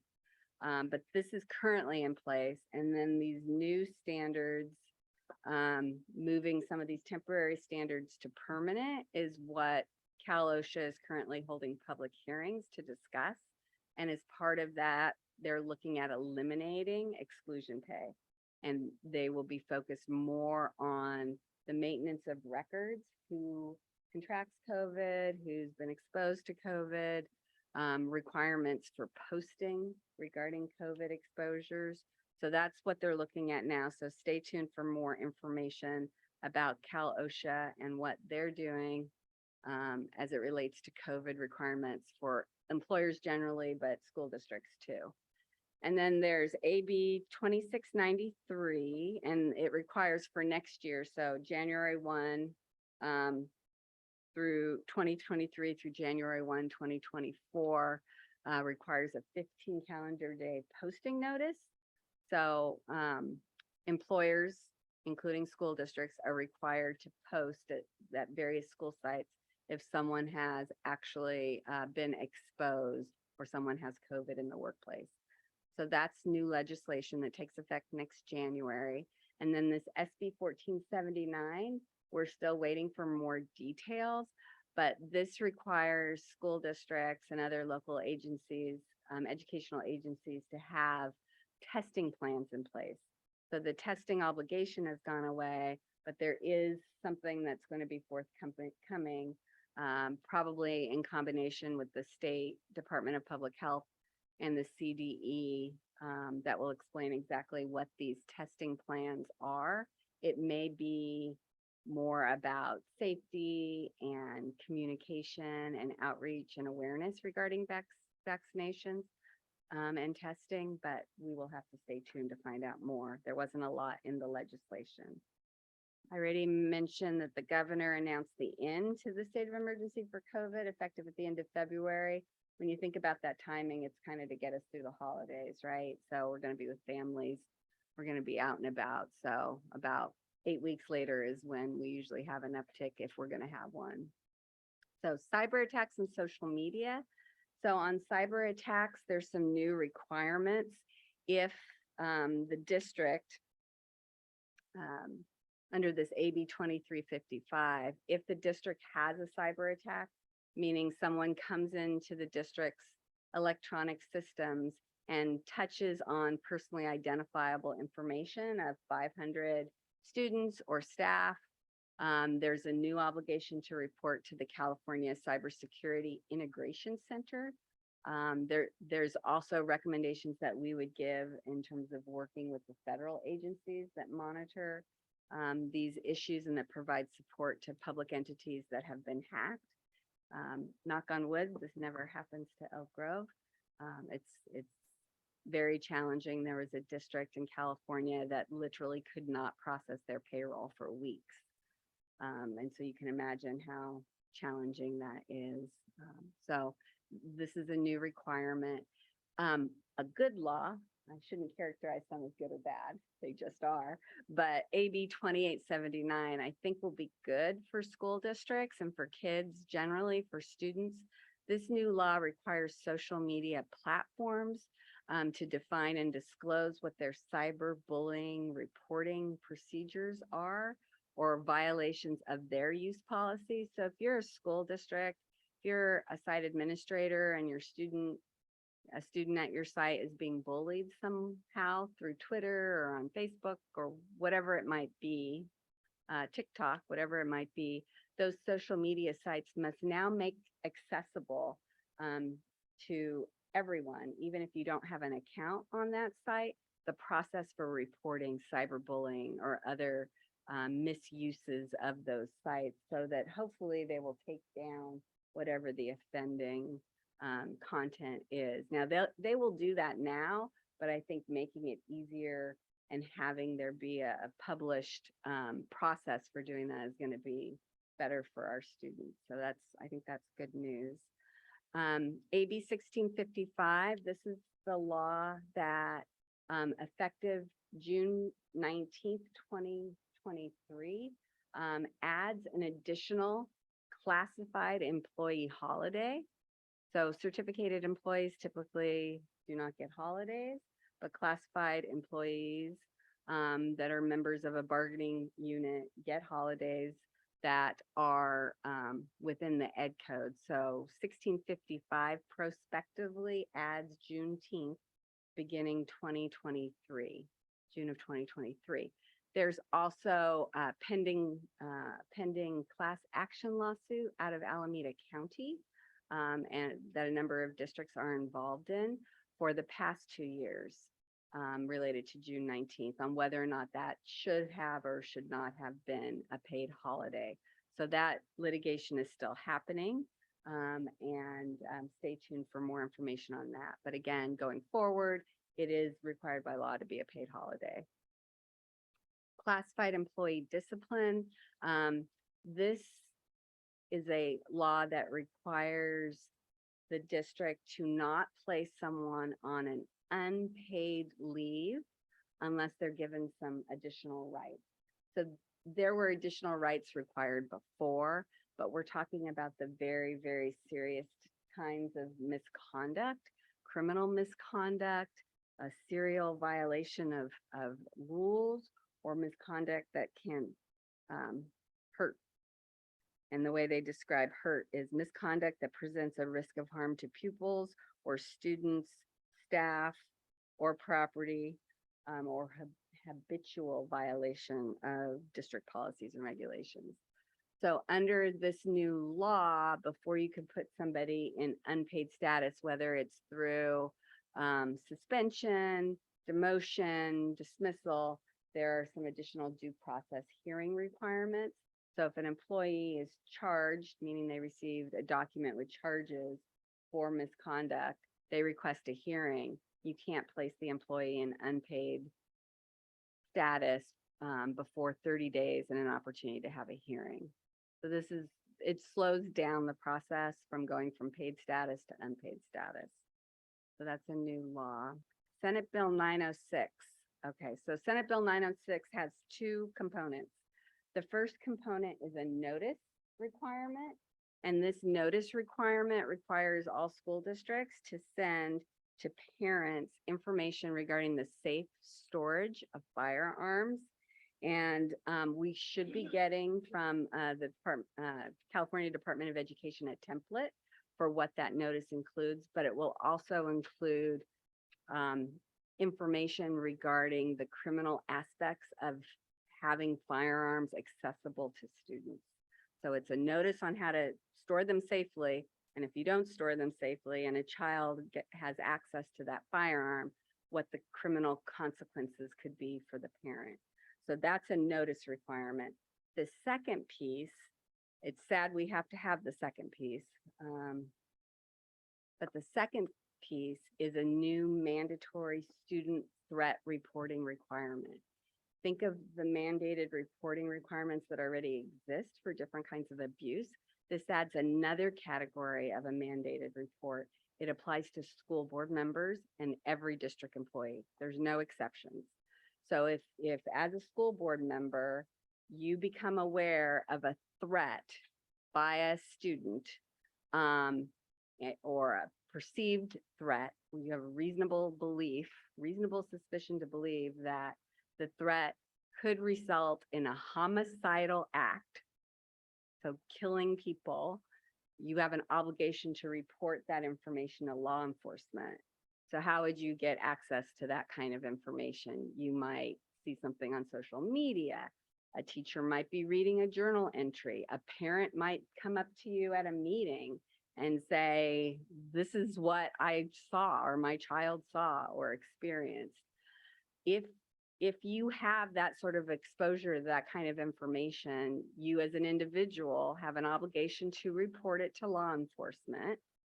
And if there's any documentary information that goes along with that, you have a picture of a Twitter post or whatever, a tweet, whatever it might be that you have that could be construed as evidence, an email from a concerned parent, whatever that is, you have to share that with law enforcement, and law enforcement also has an obligation to investigate it and document their investigation.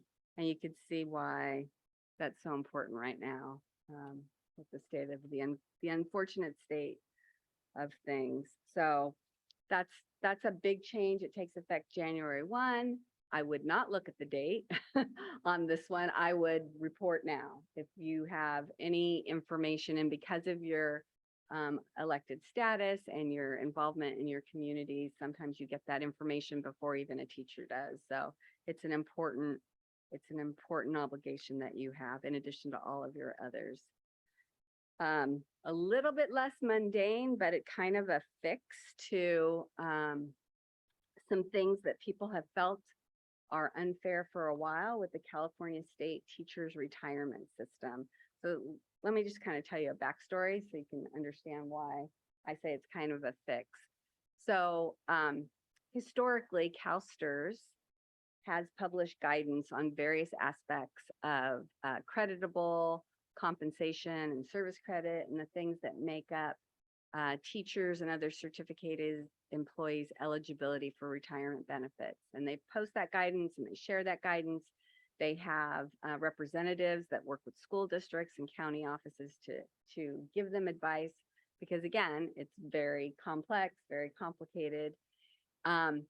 Historically, over the years, STRS has basically said, we're not accountable for what we've posted or what we tell you. You're on your own. Like if you relied on our advice or on this massive 132-page handbook on regulations, and we decide later it's wrong, you're on your own. So of course, when there's a perceived inequity or unfairness, a law gets created. And that's probably why there's 997 new laws this year versus the 771 last year. So this new legislation, AB 1667, basically is a responsibility shifting law, okay? Depending on who's at blame or who's at fault, that person is going to be responsible for any overpayment. So if in the instance where a retiree has an overpayment and they have to pay something back to CalSTRS, but it's the retiree's fault, they have to pay it back. If the district is at fault, then we have to pay it back. If the district followed inaccurate guidance provided by CalSTRS, then the district and the employee don't have to repay it back. So you see how whoever's at fault ends up responsible for that overpayment. The other piece of it that I think is really interesting is if a CalSTRS rules or guidance are later determined by CalSTRS to result in disallowed compensation. So let me just put this in English.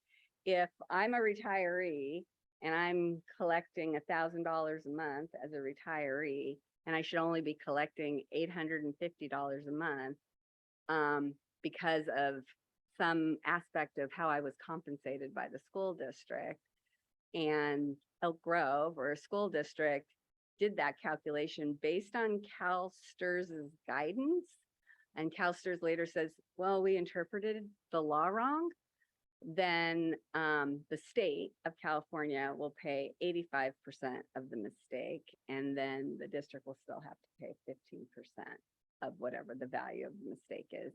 So again, this is going to be interesting as we go through audits throughout the state to see how it is determined who's, I'm going to say, who's at fault, who's to blame in the event that there's an overpayment or other error with regard to certificated teacher pensions going forward. Okay. The other thing that's in here that I should mention is there is an opportunity if a school district is in negotiations with a certificated union, let's say EGA, and they've come up with a creative idea and they want to know whether or not this creative idea will result in compensation that can count towards their retirement in advance. Takes a long time. I think it's 30 days. Yeah, 30 days. You could submit that contract language or proposed agreement to CalSTRS, and they will give you advice on whether or not it will count towards an employee's retirement. Okay, you're almost there to employee religious speech before you can ask all your questions and play Stump the Attorney. So this is a really interesting case, Kennedy versus Bremerton School District.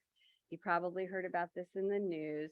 This was the coach who was kneeling after football games to pray. So like I said, I always think it's interesting to know the rest of the story. So this particular coach did all kinds of other things before the facts in this particular case came out. So here's the rest of the story. So the US Constitution has the right to free speech, the right to the free exercise of your own religion, and also has an obligation that public entities, state actors like school districts, can't also support or get entangled with religion. So school districts have to walk a very fine line. They don't want to do anything that interferes with free speech, They don't want to do anything that interferes with the free exercise of religion, but they also can't promote religion or get entangled with religion.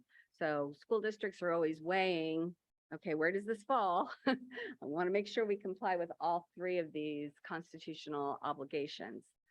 So this coach, Coach Kennedy, in his classrooms so there's a word called proselytizing, which means in normal language, preaching. So he would proselytize in his classrooms. He would give very inspirational prayers before football games. He would pray with lots of football players and members of the community. He was he was somebody who folks in the community admired and would pull a lot of other people from the community. So there would be crowds that would come and pray with him after football games. This case is not about any of those things because the district said you can't lead prayers during work time. You can't require students to kneel with you and pray at the 50-yard line. You can't do those things because that violates our obligation as a school district to not interfere with other folks' religion or be entangled with religion or promote a particular religion. So you have to stop all of that. So he stopped all of that. And this case isn't about all of that. It's clear that all of those other things are not lawful by a school district employee. This case is about him praying after a game by himself, okay? And what the Supreme Court said, that kneeling on the field after a football game to pray, and these are the important words here, it was brief, quiet, personal, post-game, so after the game, that the interference with that activity by the school district was a violation of Coach Kennedy's free speech and his ability to honor his own religion. So it was very, very, very unique, and it was considered free time. So this is after the game, after the kids are gone. Kids weren't participating at this time. So I think the takeaways that are just, if you read the news, you might not understand because he was doing all of these other things that this case was not about. It was really about his own time doing this privately. And so in that case, the court said you can't do that. So school districts will still have to prohibit overt, loud religious expression in class with students during football practice, at football games. All of those things are prohibited. Anything that's coercive. I had this big case in 1998 where a student at a graduation started to tell members of the community that if they didn't believe what he believed, that they would all go to a very bad place. And so that was found to be unlawful because it was preaching or proselytizing. So graduation prayers, you can't do those. Football prayers with students, you can't do those. So that's proselytizing or requiring students to participate in any sort of a religious activity to get a grade or anything like that. All of that's still unlawful, but there's still a lot of gray area. And this particular decision goes a little bit further in allowing the free exercise of religion in the workplace when your workplace is a public entity than what existed prior to this decision. Okay. So now questions. I will. Madam Board President, I'll let you regulate the pacing of questions. Thank you. I will start on my right side this time, Mr. Yang, for questions or comments.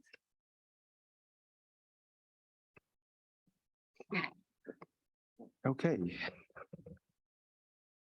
Thank you for the presentation, for the update of new bills and laws. For the most part, I thought you did a really great job, especially giving examples that really make it very simple to understand. So I thank you for that. I just have couple things here, and I'm sure my colleague's going to cover other areas as well. So as we know, social media is a huge thing and it's very popular. And you mentioned about a case on Facebook, and I just want you to elaborate a little bit more about if you have accounts, you have to have like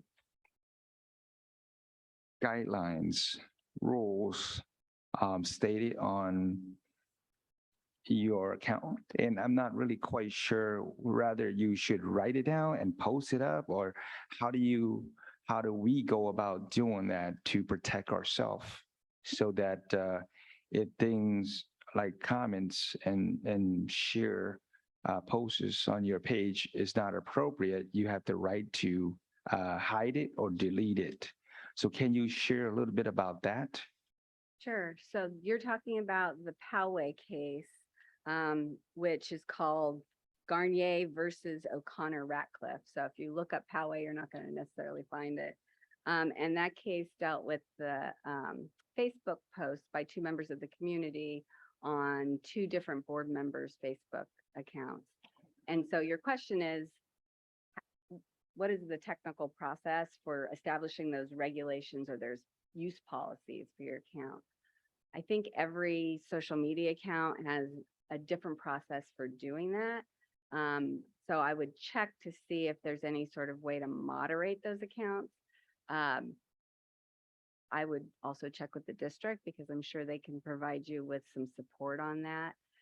But I would probably start with similar use policies to what Elk Grove Unified School District uses to regulate its social media presence. So I would start there and I would use that as an exemplar of what to use.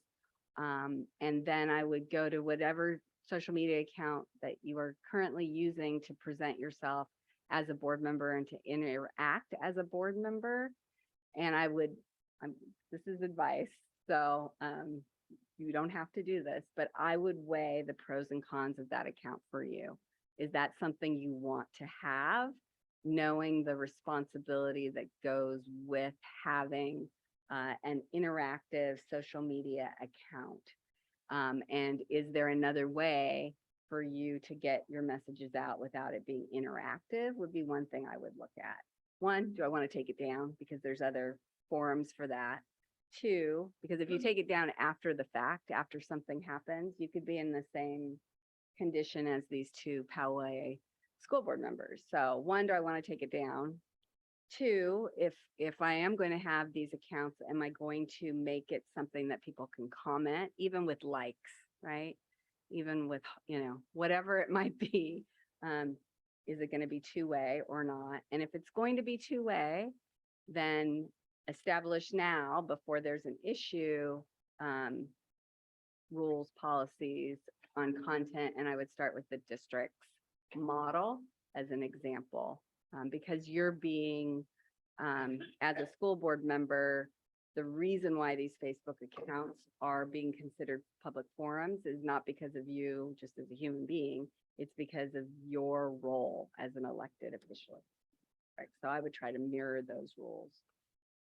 Just as an FYI, Ms. Jane, so we actually have a set of acceptable use criteria that are attached with each of our social media accounts. So it's one of those balance pieces that we've done as a district. Very powerful tool, but if you don't do the work up front to have that acceptable use piece in place, and we have it reviewed by our attorneys from time to time to make sure it's up to date. And then every time an individual school launches one of theirs, we have to make sure that they have that in place. And then you take on the responsibility of actually monitoring the traffic that's on there, because if something is on there that is not acceptable and matches with your use, you have a responsibility for taking it down. So there's a lot of work involved with it, and it's one of those pieces. We should do more social media. We should do more social media. As a general rule, yes. But there are these other components that go along with it, that monitoring it and making sure that you're within all of the acceptable use it's a challenge, and it's a from a resource, it's got to be people actually taken the time to do that work. So it's complicated for sure. Everything Superintendent Hoffman just said is accurate, but the other thing to think about, I talked about the other legislation regarding cyberbullying. So if your account gets used in a way that could be considered cyberbullying, then you have that additional obligation on how do we handle that? What is our process for handling that? How often do you go to your various social media sites? There's some of us that I have to be reminded by a sibling, hey, like something so that we know you're okay. So be thinking about, do I want to keep it? Do I want to make it two-way? And if I am going to keep it and I'm going to use it to communicate regarding school district business, how do I incorporate an acceptable use policy, and what are going to be my standards for moderating it, monitoring it to make sure that you consistently apply it in a non-discriminatory way? Thank you for that. One last thing I want to mention that stood out to me, and I'm sure my colleagues, there's 6 of them still that's going to ask questions and make comments, so I'll leave some to them. Is the governor announced end of COVID-19 state of emergency. And I can understand that the fact that the rate of contracted patients or cases has gone down tremendously. And but I just curious and want the public to hear as well is there a backup funding that is in reserve to do necessary sort of I guess protect the community if there happened to be another crisis? And obviously COVID-19 is a global crisis that lasts a little bit over 2 years. So just curious in terms of the planning that backs up in case something similar happened. Yeah. So the announcement that the state of emergency will end February 28th. If something happens in the intervening period, that could change. As we learned during the whole pandemic, things were changing every day. New orders were being issued. So if something happens between now and then, that could be extended out. So that's one thing. The legislature could, or the federal government could, provide additional resources in that instance, or to support some of this legislation that requires testing plans. So I talked about that new law that requires school districts to continue to maintain a testing plan. Districts can adopt the same plan as the state adopts, but they haven't published what that will look like yet for next year.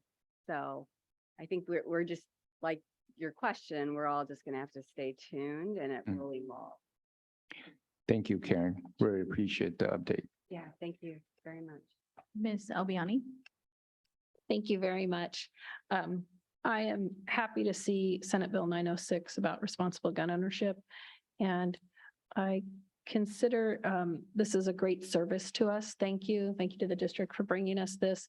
I think in our positions, we read a lot of things, but this allows us to protect ourselves in our position, which is very important to feel free to continue in these positions. So I think this could be considered for a yearly update. What happened in the legislature and how it affects us and our students is very valuable. So thank you very much. Thank you very much. Ms. Tritis Espinoza? Thank you, Madam Chair.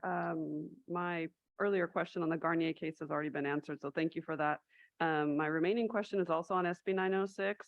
I'm wondering how specific the statute is about the structure of these reporting requirements compared to what we generally refer to as our mandated reporter duties, which is really fleshed out in statute, and we have annual training requirements and retraining requirements. So how do those things compare? So I'm going to call it the original mandated reporting requirements. You're right. They're very detailed, age specific, a lot of content. There is some content in this legislation in terms of defining terms like threat or perceived threat, and what is a homicidal act, threat of a homicidal act, and age ranges. They're really looking at secondary, it's grades 6 through 12. I didn't include that. It was always possible. There's a younger child, but the laws is very specific about that age range, what the threat is really like, it's a big threat that people are going to be physically harmed. And so there is more than what I just provided you today. And I could work with Superintendent Hoffman and give you more details so that you have sort of a exactly what do I do and when do I do it checklist. Yeah, I'd be interested in that. And I'm sure, Mr. Hoffman and staff, just thank you, sir, are going to develop, right, figure out how to implement this, how we're going to communicate that to staff. So I think, I'm not the only one here who would be interested in knowing, first, what is our responsibility going to be, but also what is our shared responsibility and how are we going to implement that? And I'm sure there'll be recommended board policy and administrative regulation. And so you will get, I wanted to preview it, wanted to encourage you not to wait until January, but there's a lot of content, not as much as mandated reporting generally before this, but there's a lot of content. Thank you. That's all, Madam Chair. Mr. Forcina. Thank you, Karen.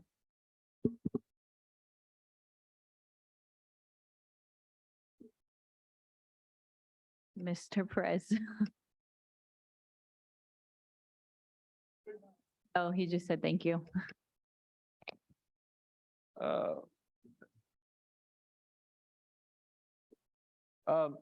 Storage,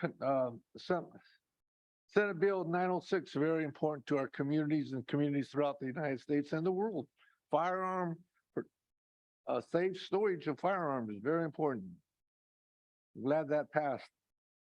But we need to educate our community and there's going to be a process on doing that, right? Yes. Okay. CalSERS I'm familiar about because of the fact that I think the local people around here were complaining about it or had some issues. Going speech, I see that in a variety of places and educational institutions also. So I'm glad you brought that up. It's very important. The division between the separation of church and school education.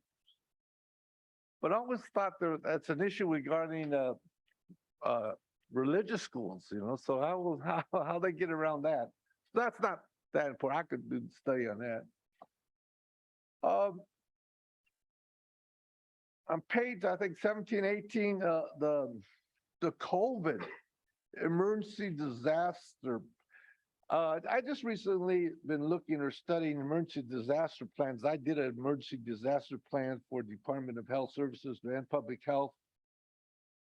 And also I seen one just recently. Now the school district's emergency disaster plan, that most likely they're going to have to include COVID issues, yes or no, in the plan? So you definitely have to have a testing plan under the new Yes. legislation, and there are other obligations that could fall under the concept of a plan to respond to COVID experiences. So whether people have contracted COVID at work or have been exposed to COVID, the obligation to notify employees and families and to post and to have plans regarding testing and possibly in the future, other sorts of obligations are likely to continue for a while, at least 2 years.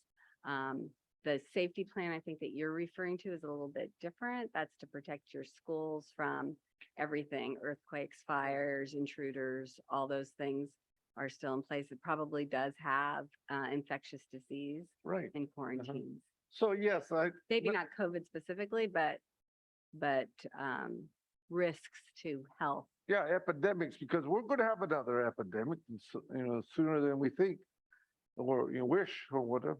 So, so where does that go? Where do those policies go within the school documentation? So it's going to be in a variety of different ways that you're going to see this. You're going to see it as a board policy that's recommended. You're going to see it as an administrative regulation. You may see it as a standalone document that the board takes action to adopt. So it'll come in all those different formats.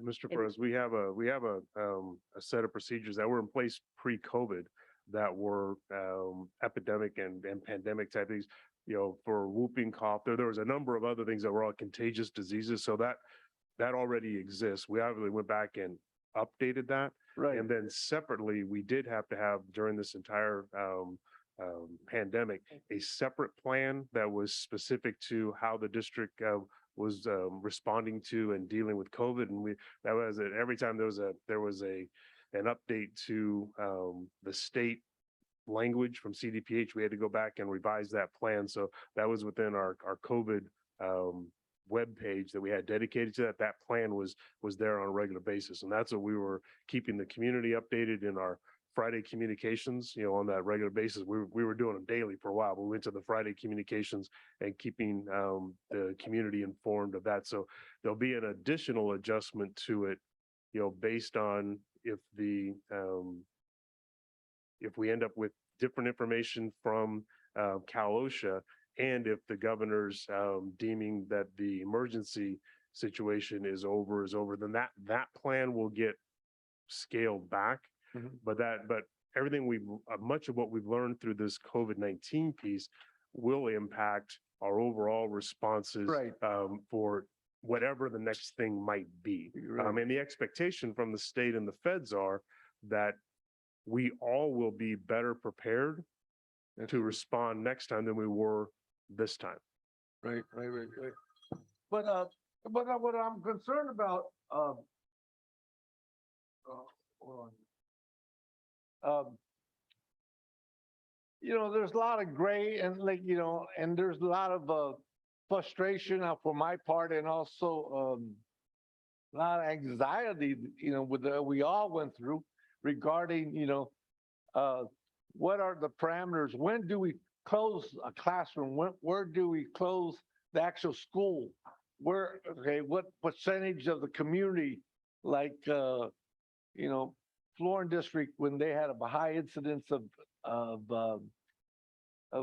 COVID. So there's a lot of questions that were still linger today. What are the percentages? And so, I imagine somebody within a county and all that, the state levels, they're going to be talking about these issues. So, and I like to see it on paper, the actual numbers. During the early parts of the pandemic, I mean, Yeah. there were very specific that if X number of kids in a school were infected, that an individual classroom could be shut down, and or a school could be shut down, and or a district. So that existed 18 months ago. Uh-huh. As we rolled through the pandemic and vaccines became in place, because remember early on, we couldn't get anybody tested. But as testing became available and then the vaccines became available, then those strict criteria were backed off of. And then it was a conversation if you had 3 or more positive tests in a classroom over a certain number of days, then you were contacting the county health office, and then a decision was being made about that individual classroom. So it's modified throughout this entire process, but it's really now come down to us tracking, which we're still doing. And then when we see what is a potential outbreak, that we're making contact with our local county health officials and making a decision with regards to that. We're now in a place where we just don't have outbreaks right now. But that doesn't mean that couldn't change, the winter's coming, and what, and we know there's the flu's supposedly very strong this year. There's the other respiratory, disease that's out there with young children, and COVID still alive. So we're still paying attention with those things, still in regular meetings with the county office of the health department. So that works all with them, but it was a very specific set of criteria before, but that's backed off to really looking at an individual situation when a outbreak potentially happens. Yeah. So as a result of that, and there's people in the community, we have them out here on the street protesting of why we did this or that, closing. I think we as a board, or the district boards and also administration, we need to educate the community that we are following federal, state, county guidelines. It's not us per se, but we're doing, and what actions we do take are the best for the community versus the, Right, and that's a testament to this board. Yeah. Through the 2+ years, we said clearly we were following the guidance of our health officials. Right. We're going to do the school stuff to Mhm. make sure we're doing the school piece that we're responsible for, but we did follow the guidance Yeah. of our health professionals, and that was something. And we didn't sway back and forth like you saw Mhm. in some places, and we did hold to that, and that was through the leadership of board. Because the reason I'm saying this, today, throughout the whole United States, there are some school boards members who are running for office saying, ridiculous things about, what we do, this and that. So, I'm very conscious of that. And so, like, we need to, deal with that issue or be very aware of that issue.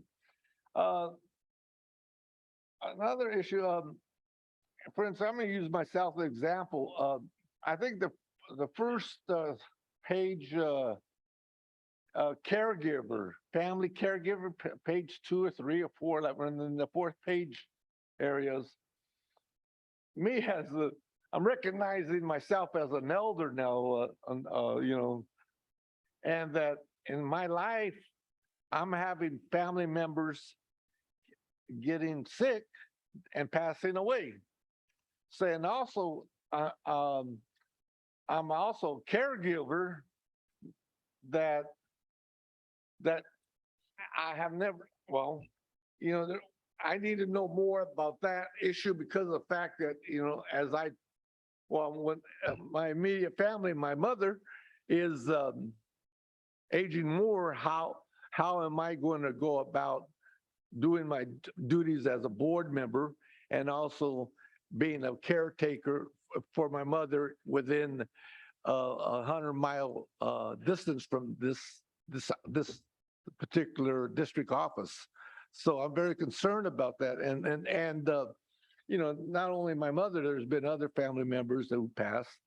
And so I like to have more information. I think our fellow board members also would like that because, our parents are getting older and who's best to take care of them, the immediate family, and because of cost and they prefer that. So I like to have a little bit more information on that, the criteria especially as a caregiver. And also, since we are considered employees also of the district, we also could qualify as a family medical sick leave also in this situation, yes or no, or No. okay. So for purposes of leave Mhm. benefits, Yes, school board members are not eligible for Okay. leave benefits. There's some provisions if someone is absent for the board stipend that you get. Mhm. But for purposes of this law, Mhm. you can use it 2 times for purposes of a caregiving situation. And so it's very limited Yeah. in that particular instance for the just cause and then the emergency. the one before that, page around 4, I think, go back Is the further. emergency situation. Those are the 2 examples under. Okay, further up. I mean, back to 6, Just cause. 5. Okay,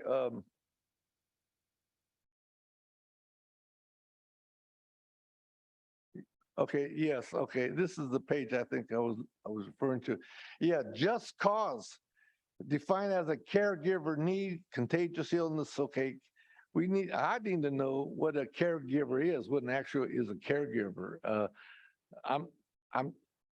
I'm not doing it full time right now, but I foresee myself doing it full time. So in terms of board meeting attendance, Okay. under this law, you either need to attend in person, Mhm.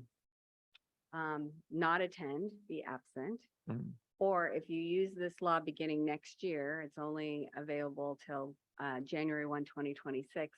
You can use the just cause option, which is caregiving need, contagious illness, physical or mental disability. You can only use it 2 times in a calendar year. So it's not something you can use on a regular basis. Mhm. And then for the other category, the emergency circumstances, that's also limited in terms of number. You can't use it more than 3 months in a row or 20% of the board meetings in a year. So if you have 20 board meetings, the max you can use is 4. And they combine the just cause basis with the emergency basis, and they total those two for the maximum of 20%. So it depends on how many board meetings you hold, what that 20% is. I just use 20 because you usually do about Can you go further to number 4, please? number Page 4. Page 4. So, okay, so what happened, okay, so from page 2 on, you're talking about AB 2449, correct? Correct. Okay.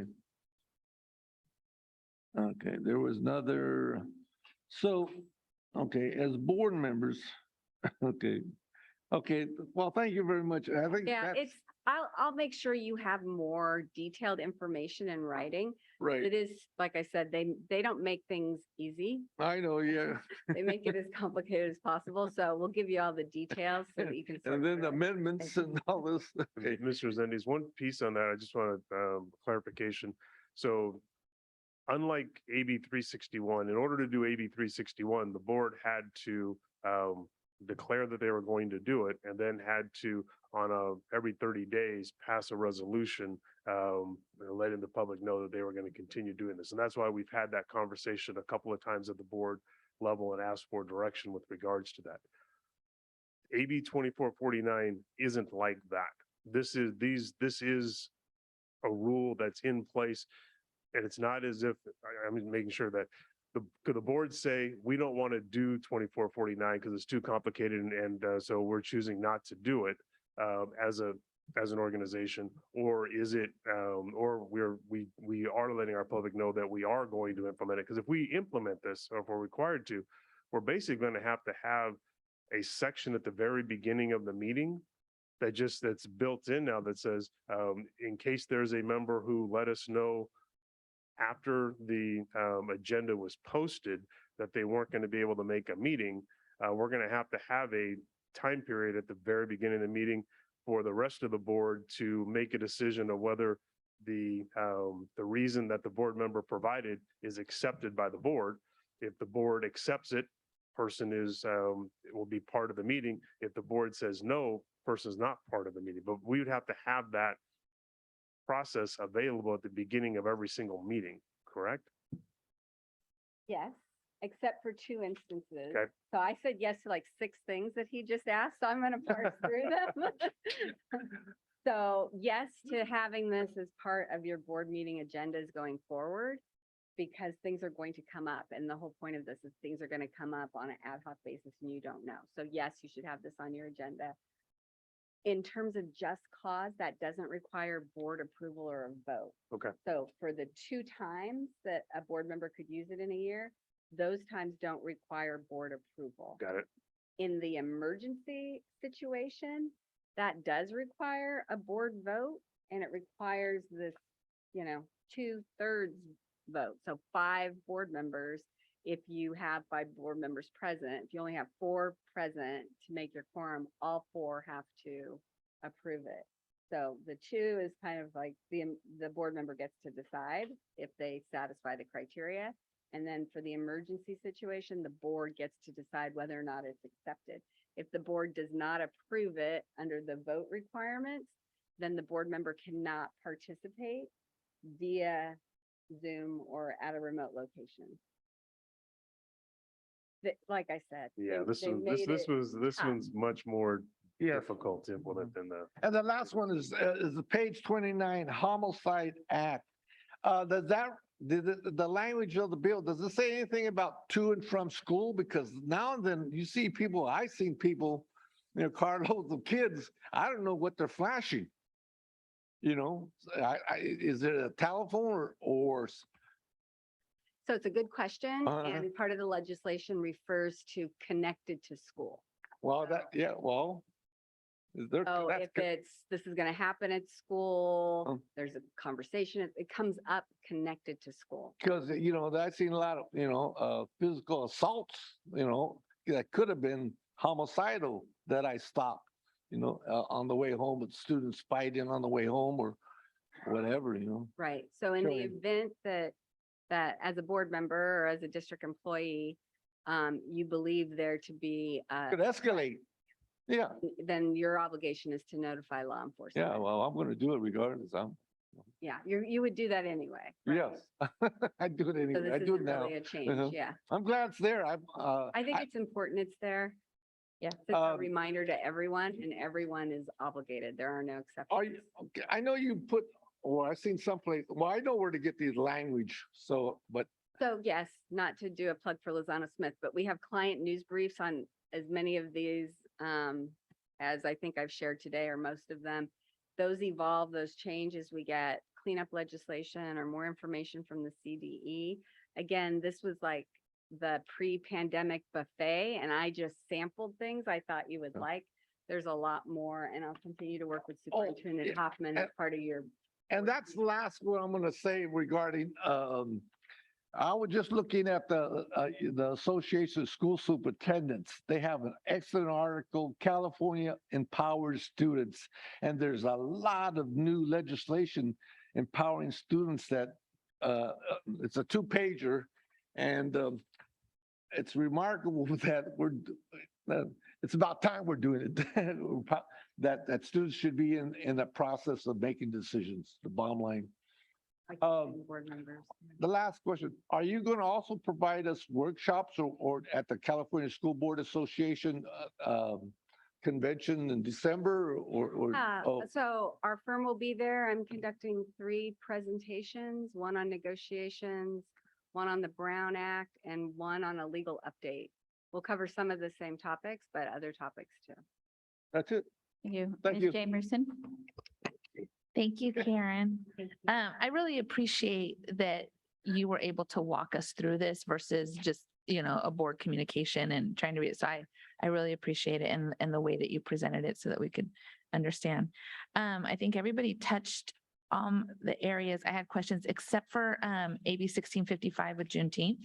So just for clarification, non-certificated employees will have that paid, but certificated won't? So the way the education code works, teachers are paid on what's called a positive work year calendar. So they get leave if they're sick or there's some other basis for the leave, but they don't get holidays or vacation.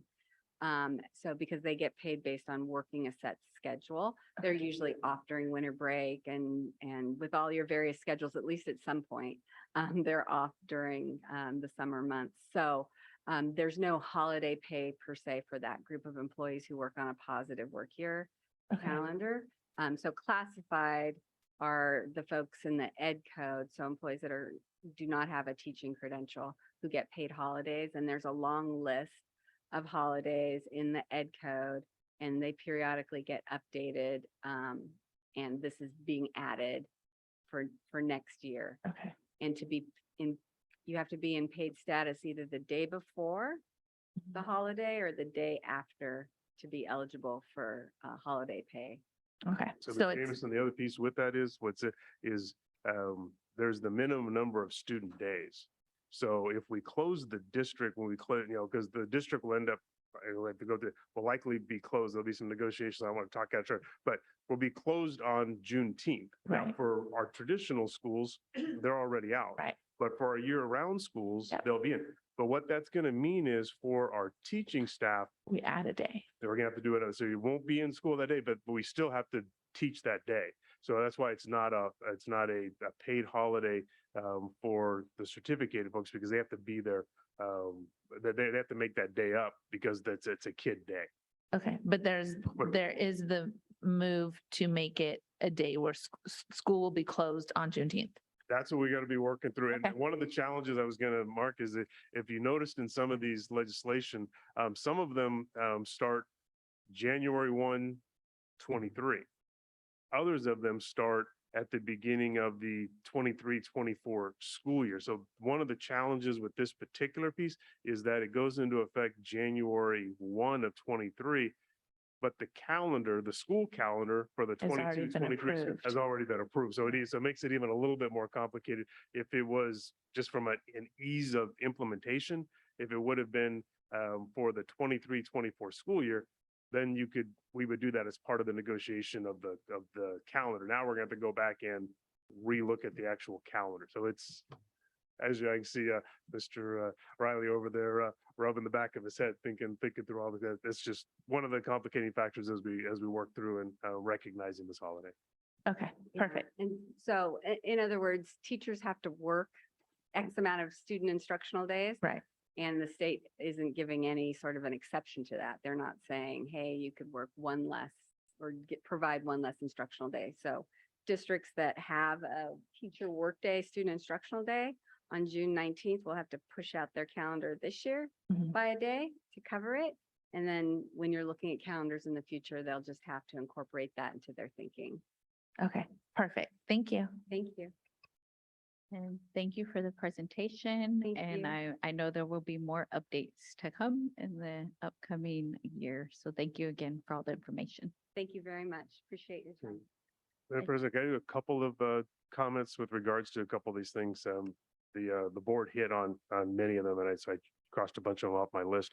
But one I'll say is one of the things that keeps us up at night, and Mr. Mate specifically, is the cybersecurity component. And so if you've read recently, there's been major large school districts across the state of California that have had their data compromised, and so we are on a regular basis thwarting attempts to get into our city. It's just a natural thing that happens across public entities all the time. So just know that that's on our radar all the time, and we're in a strong place now, but we have more work to do. And so you're going to hear in the coming weeks and months additional protocols that we're going to need to put in place with regards to authenticating who the user is that's trying to access our databases and our information systems. So just know that is something that's on the front of our minds,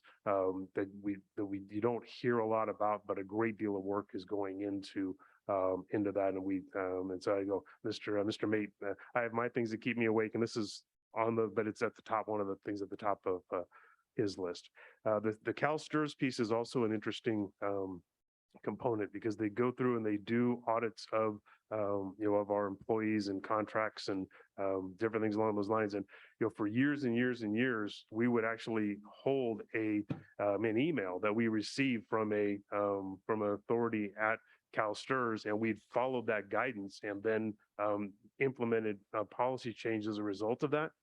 And literally, there'd be different people in those offices that would years later come back and say, well, that person gave you wrong advice. And then we were literally on the hook for making those payments. So one of the things I'd be interested in as we move forward, as Mr. Zendi said, is as the audits come through and these things start to happen, what is going to qualify as actual STRS advice? Obviously, their 1,000-page document, that's their document, and they interpret that differently. That's on them. I'll be curious as if we end up working with an individual manager within the STRS organization, and we get a communication that says X, and then 10 years later an audit happens and they want to say, well, X isn't accurate anymore.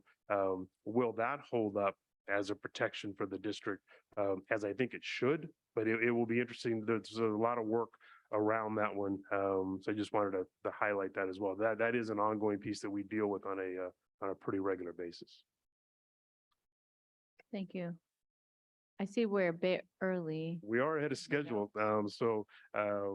We have Mr. Madison will be joining us. The recognition is designed to kick off at 12:05. So my recommendation would be that we take a short break and go ahead and go into closed session and start the initial work in closed session. First two items. And we'll come back out and recognize Mr. Madison. So we'll go ahead and recess into a closed session, maybe to address items 1 and 2, if possible. Yeah, that would be, if we can get For that. the first two items, and it's 11:21. We'll recess.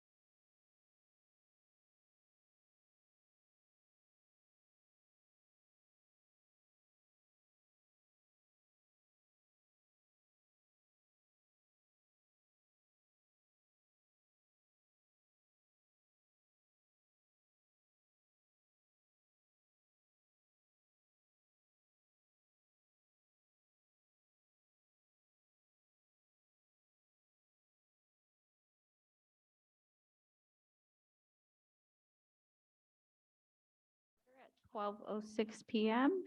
And the next item up is recognition of Mr. Chet Madison. I'd like to call on Mr. Hoffman. There's a few items to present. All right, so we are very excited to be recognizing Mr. Chet Madison Senior. This is a literally long time in coming. So this is one of those COVID delayed pieces, and I'm just super excited to have the opportunity to do that today. So what we're going to do is we have a couple of local elected officials who are going to do a quick presentation themselves. Then we're going to give an opportunity for the board members to share their thoughts, and then I have a little piece at the end that I will share as well. So Mayor, Ms. Bobby Singh Allen, you want to go first?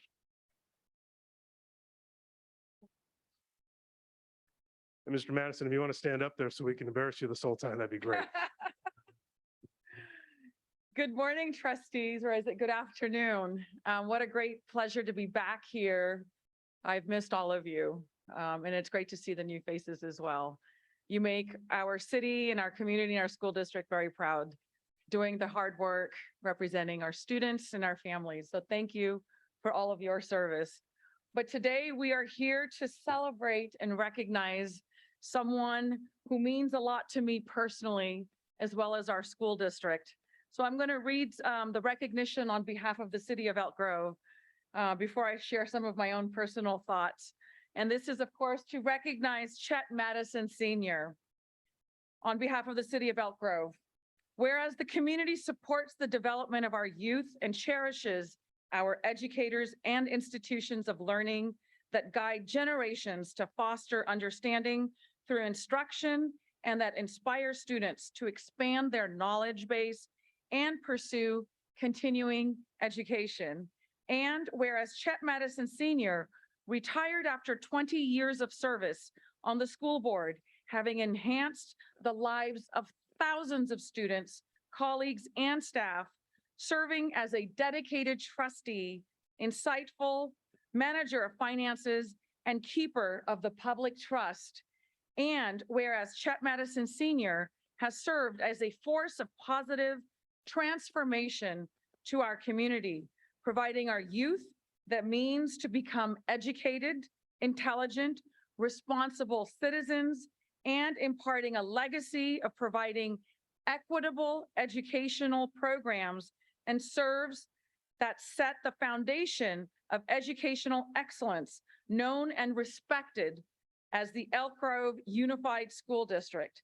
Now therefore be it resolved that the City Council and the City of Elk Grove hereby recognizes and celebrates Chet Madison Senior for his many years of dedicated service to the Elk Grove Unified School District and the community of Elk Grove, and extends the utmost appreciation and respect to Chet Madison Senior, reflecting on his 2 decades of service and his lifelong passion championing Elk Grove and the school district. Congratulations to you, sir.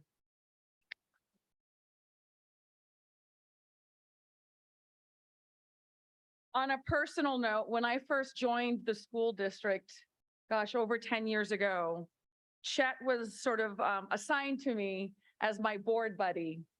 And I will never forget the lessons that you taught me. Of the most important was to be a good listener, to listen and do your homework. And I take that with me today as the mayor of Elk Grove. Your guidance and mentorship has been invaluable to me on a personal level. And I feel that I'm a better public servant because I had great mentors like you. So thank you for all that you've done for our school district, but all that you've done for myself and my own professional and personal development.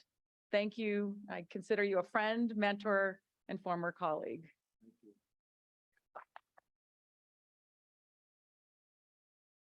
Thank you. This is for you. An official photography. Up there? Oh, okay, she's coming.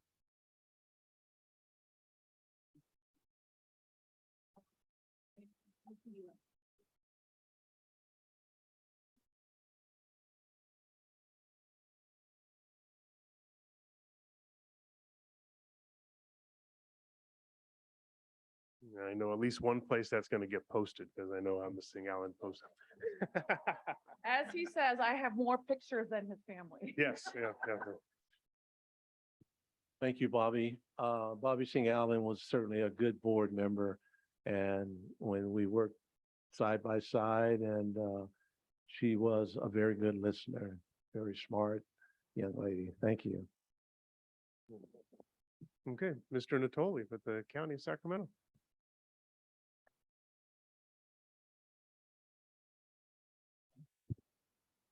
Well, thank you, and good afternoon to our Board of Education members and certainly to district staff, Superintendent Hoffman. I'm delighted to be able to once again join you here in your boardroom for an important occasion, one to recognize obviously Chet Madison and his contributions as a member of this board for 20 years.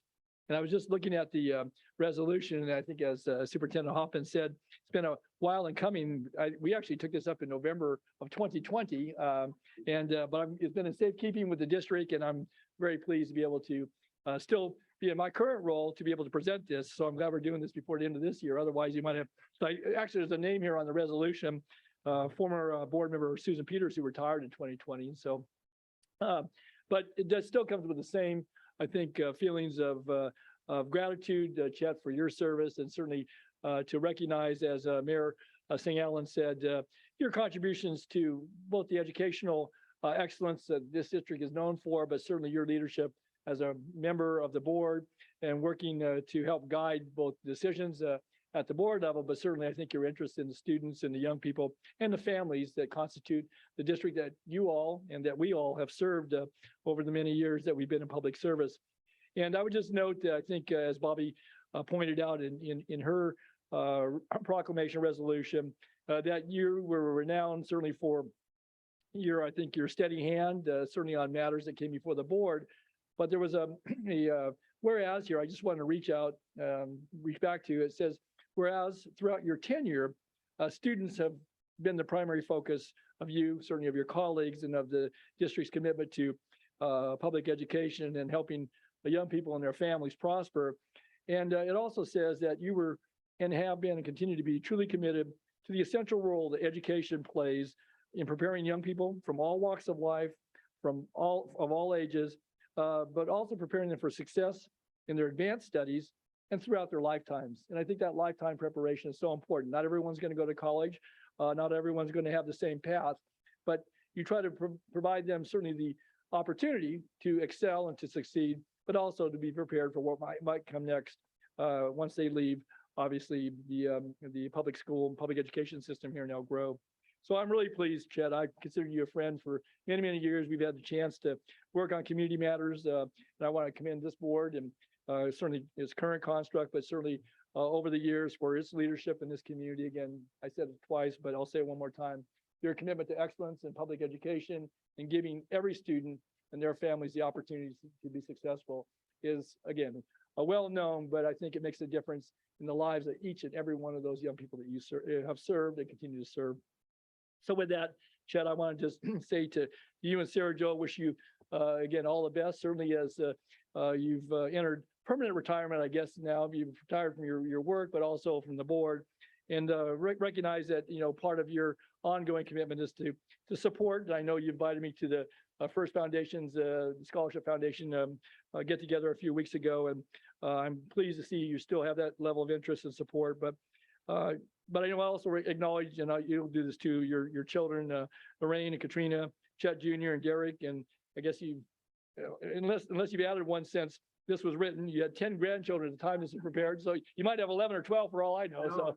No, okay. All right. And notably, all of them attend Elk Grove schools. I think, again, that shows what importance public education plays in your life, the life of your family, and that of your extended family. And so all that being said, I want to just congratulate you. Thank you one more time for your contributions of time, effort, talent, and wisdom to decisions and leadership that this board provides to the district, and for your commitment to excellence, and offer best wishes to you and Sarah Jo for good health, much happiness, and many blessings in the years to come, Chet. You're a true friend, and I congratulate and thank you so much. Thank you. You bet.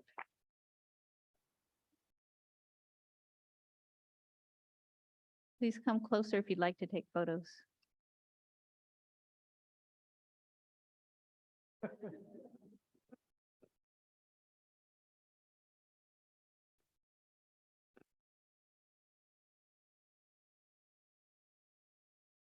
No, I just want to mention that Don has been a friend of mine for a long period of time. And what he reminds me of the school back when we opened Toby Johnson High School. Toby Johnson was a friend of mine as well too. And he's gone now, but I used to learn a lot from him. I used to sit next to him and he reminded me of a father. And Don, you just kind of mimic him a whole lot. He's a great guy. Oh, thank you. Okay, and then opportunity for the board to share any words. I'll start to the right. Any board members, Mr. Frisina? Thank you. You know, we had an opportunity, certainly. the-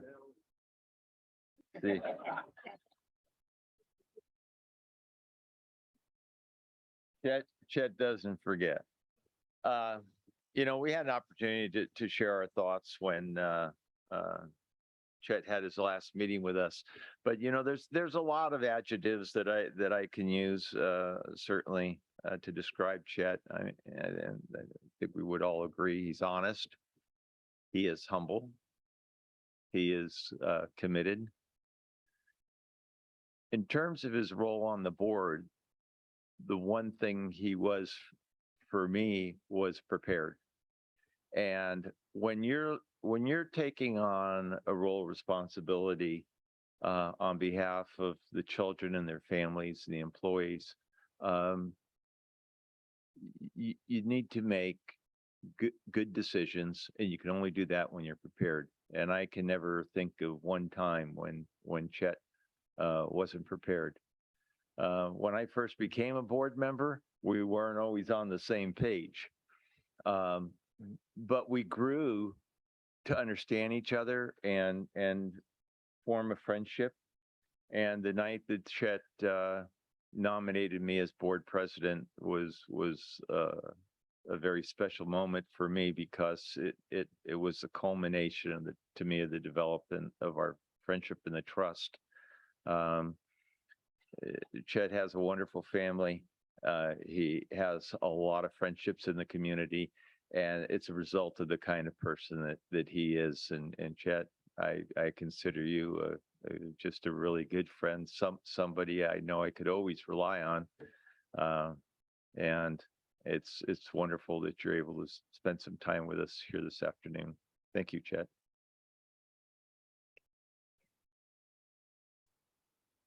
Chet, it's good to see you. It's great to see you, actually. From the very beginning of my time as a board member, you were generous with your wisdom and your advice, and I so very much appreciate it. You really helped me to become more effective, I think, much faster than I would have been otherwise, thanks to your guidance. And also, when I served as board president, which anyone who's wielded that gavel knows, it's an entirely different job. You were incredibly supportive and helpful during that time. And I think it's easy for folks to focus on your endurance in this position, your longevity. But what I think about is your impact, that thanks to your service, without question, we're doing better by the kids that we serve. And that's probably the most important thing that we can do here, right? Thanks to the type of example that you set and the advice that you shared so generously with us, you may have retired, but your impact has not retired. And that goes on through those of us who were fortunate enough to work directly with you and anyone that we're going to pass that on with. So thank you so much for sticking it out as long as you did and the way that you did. Thank you. Well, I'm a crier. So, and I did that the last time you left, so I'm not going to try to avoid that. Thank you for welcoming me when I came on the board. You also challenged me to do something every week to learn to be better for the students, and I hold that to this day. So thank you. You supported me in my role on the board. You took my phone calls when I was president on the board, and you were not even on the board. Thank you. You've always returned my calls and always had great advice for me, and I really, really appreciate knowing that you are there. I think your life is an example of charity and how to serve your community. And I feel you're an example to the whole district in giving back. So I think my favorite memories are when we had lulls in graduation and you tell me things about your childhood and your family. And those are my favorite. Thank you. Mr. Yang. Good afternoon, Chet and everyone. As a new board on the seat that is filling a really big shoes, I am not trying to fill your shoes. The longevity of 20 years, that's remarkable. Something that I can really think of and understand of what that would be like, because I've been here 2 years and I'm catching up to you with gray hairs. Because what I learned is when you're on this seat, there's people that are already sleeping, but you're still up in the middle of the night thinking, what can you do to better the students, their lives, and the community?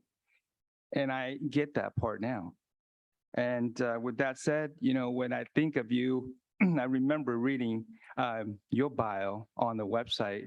You retired a little bit early, and you committed on this seat that is very, very challenging. And I think one would not know unless they're on the seats.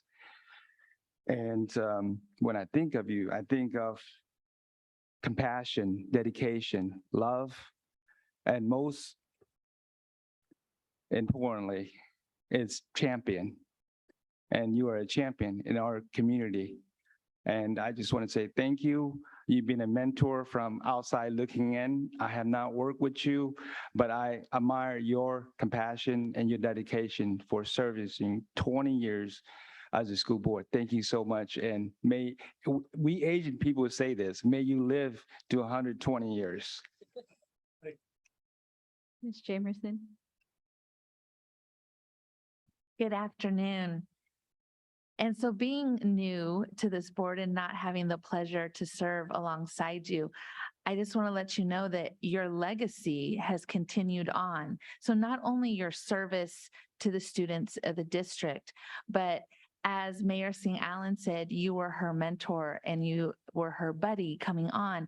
And that process still happens today. When I came on, I was the benefit of that legacy that you started when I was mentored by Beth. And so I just want to say thank you for instilling a standard of which board members should aspire to. And again, thank you for your commitment to the community, to the students of the district, and the example that you set. Thank you. Mr. Perez.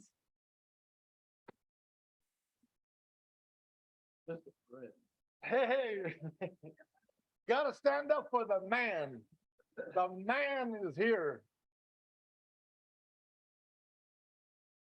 Like Mr. Forstina and we started at the same time. We're gonna have to deal with this man and the institution of the man from Valley community. He's the one that stepped up to the plate, servicing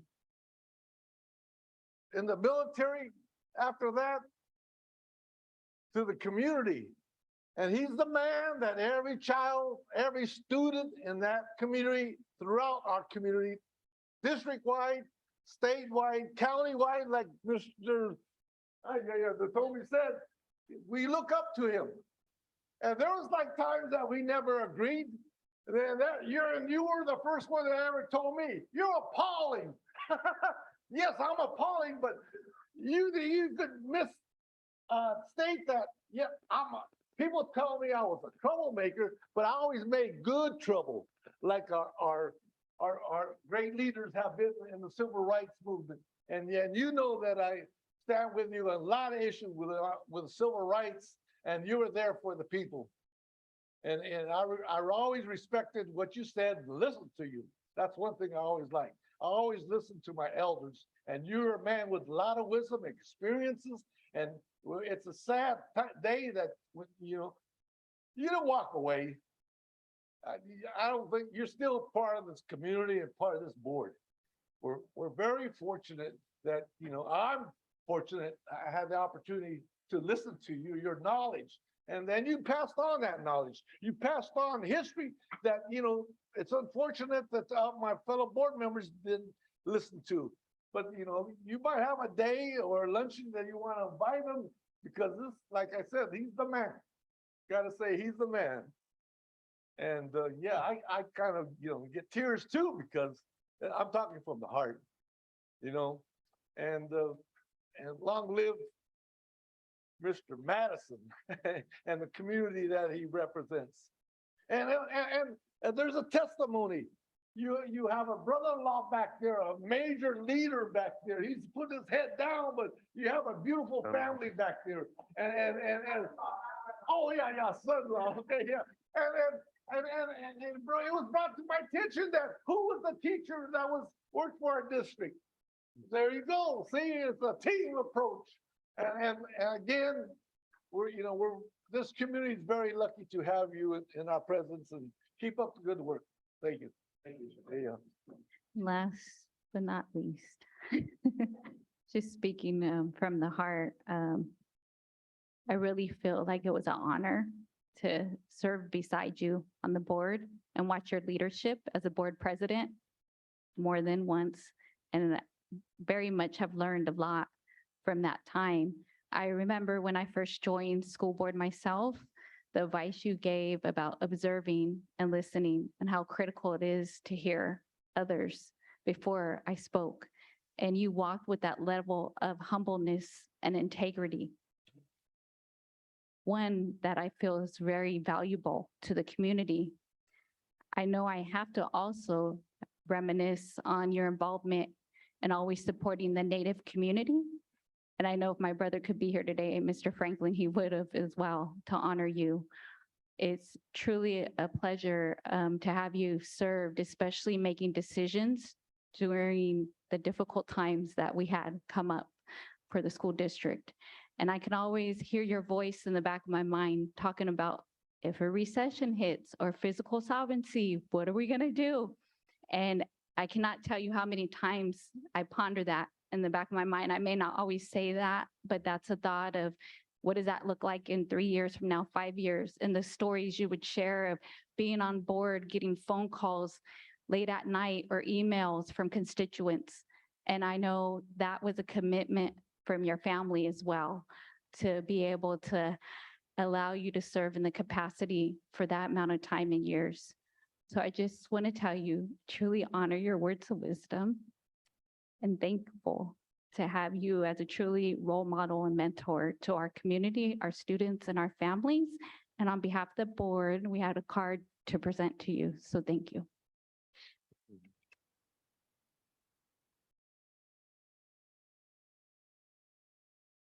Chet? Superintendent? Yeah, I got. Yes, Mr. Hoffman, and then a few more comments. Yes. So let me do mine, and then we'll give them the, so I use Mr. Madison. I mean, that's how I've known him.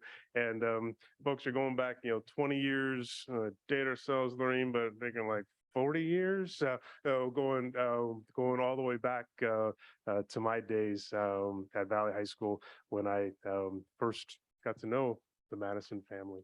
And all that you have been a role model. Some of it you knew, and some of it you didn't know. So the role when I came back to Elk Grove Unified as a superintendent, the pride in your eyes when I took this position, and my absolute commitment to not being willing to disappoint you, because you gave me this opportunity, and I appreciate that very much. But even when I wasn't in the district working, but I was here with my family, I watched what was going on, and I saw through the Great Recession, and I saw through other difficult times you helping lead this district through that, and making sure that we never forgot that that was a possibility down the road, and that we had to make sure we made good decisions for our kids and for our staff in the moment and for the future, but always keeping in mind the that the district needed to be taken care of. And you dedicated yourself to taking care of this district, which is 60,000+ kids and 7,000 employees, plus everyone that's associated with that. So I appreciate you more than you know, and I appreciate that you always take my phone call. And we've had a number of phone calls over the years as we were working through situations, and your advice, your willingness to listen as people spoke again and again. Sometimes I just needed to say it out loud and say it to somebody that I trusted, and you were always that person. So thank you for your service. Thank you for being a role model, even when you didn't know you were being a role model. You have been for me for a very, very long time. So thank you. And I do have a plaque here for you that we'll share. And I know as a board president at the time, Ms. Albiani has one for you as well. But we will give the mic to you, and you can share anything, and then we'll come down and hand off these others. Can you hear me on this? Yeah. Okay, well, first, I want to thank the board today and the staff for allowing this opportunity. And yes, I did set up on that day as many a days, many a nights too, workshops like you all are going through today. And I read in the paper the other day, I guess Elk Grove Unified and Folsom Cordova was the only two districts that showed some progress. But having said that, I want to make sure you all make sure you look at your data and look at the kids and the areas that need improvement. And that was one, I think Mr. Cerruti will attest to that, that I always brought that up. The kids of color, the challenging schools that really need your help. And that was always very dearly to me. I think Mr. Perez brought that up. Even though we're a good, strong district, but we want to pay attention to that area too. Again, thank you all, the staff, for allowing this special day. Just a few little things. I want to reflect back 1976 when my wife and I came to this district. Of course, I'm aging myself now. The only one's probably not Mr. Pachina and I are close to the same age. The rest of you are younger. And 1976, when we moved here. So we've been involved in this district over 40-something years. And it all started at Charles Mack Elementary School. And my 4 children, they're here today. Chet Jr., he's a product of the Elk Grove Unified School District. He's currently the chief of police out at Elk Grove, out in Sac State. That's a good slip. We're okay if we slip it Yeah, out. out in Sac State. Previously, he's with the sheriff's department too, as chief deputy. I have my daughters here, Katrina Hahn, and she's currently teaching in our district as well. And her husband, most of you know about, retired Chief Hahn, my son-in-law. Yes. Great addition. He has 2 of my grandchildren.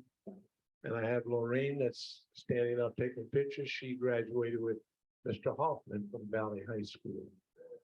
And I have Vikings. And I have another family member, Julia Madison. She just joined our district recently too in the psychology department. She's there. So that's where it started. They all went on and they gave me 10 grandchildren. And the 10 grandchildren now, 2 are left in the district, and that's by the Hans. One's a senior and one's a junior at Pleasant Grove High School. They're products of all this district. So anybody can tell you it's not a good district. The Madison clan went through it. So it's been very, very good. Good memories. When I say 40 years, I have to give credit to the foundation, that is my wife, Sarah Jones. She started back, she was the cornerstone, I guess, of the Madison family.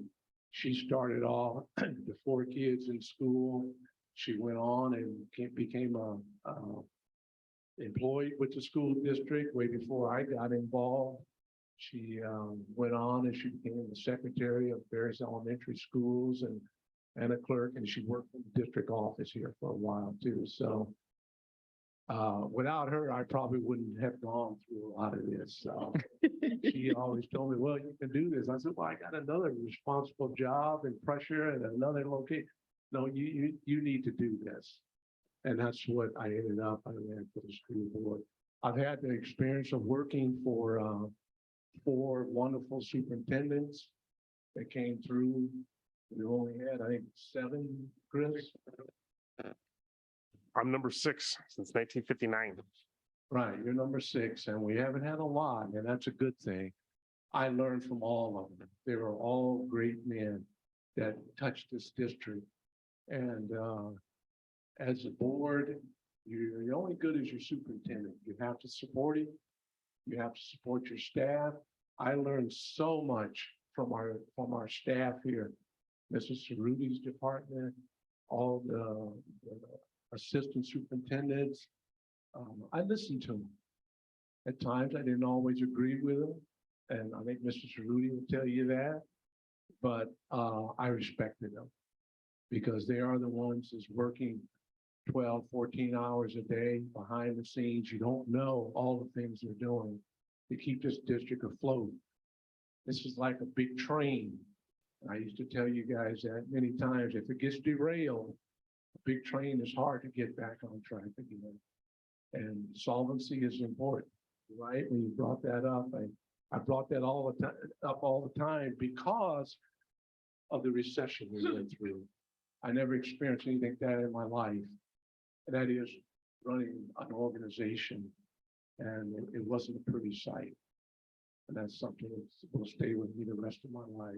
So, and then lastly, I want to mention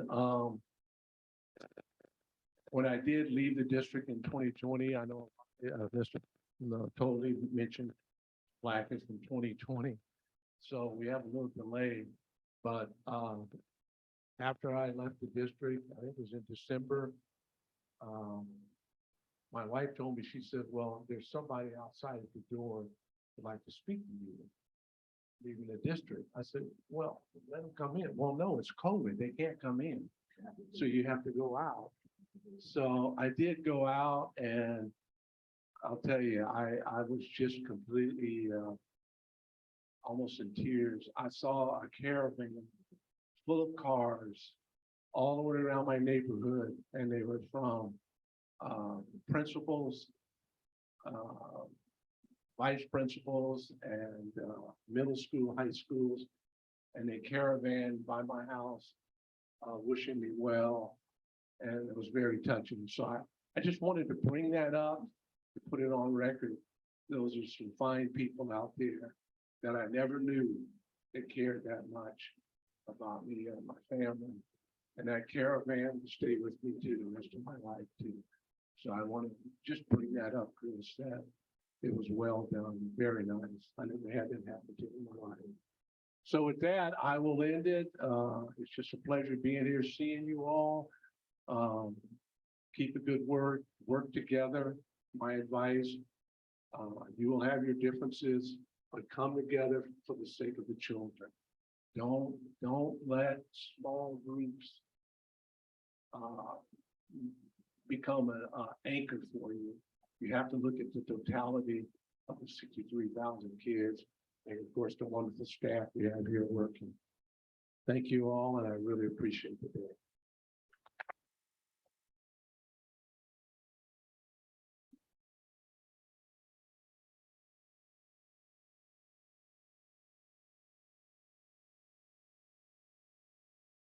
We can go down for a photo, maybe. Unified one. Thank you. Thank you, sir. I appreciate it. This young lady has more books too. All of them off. This is the phone I read to you that retired. All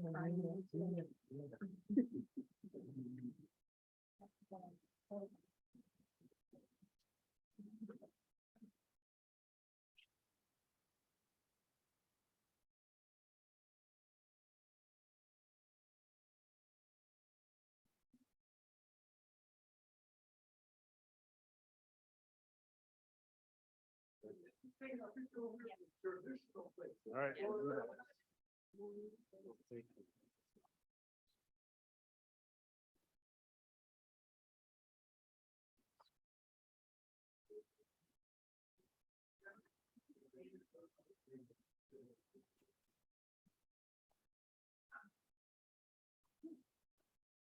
Congratulations. I don't think we have to shake hands, but congratulations. Do it again.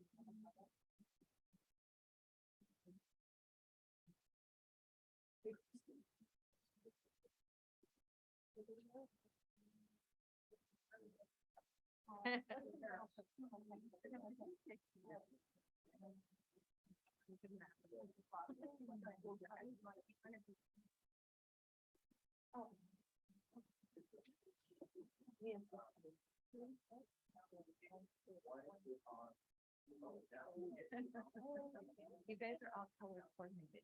On green.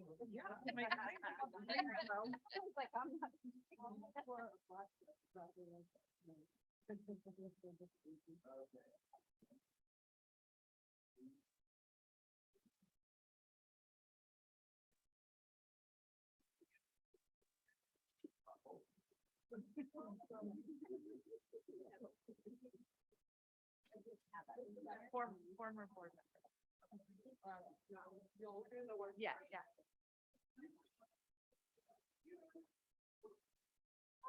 You don't belong that way. No, that's fine. Yeah.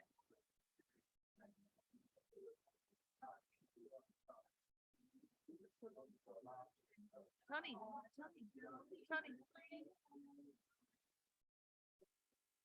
There you go. Yeah, take your mask off, yeah.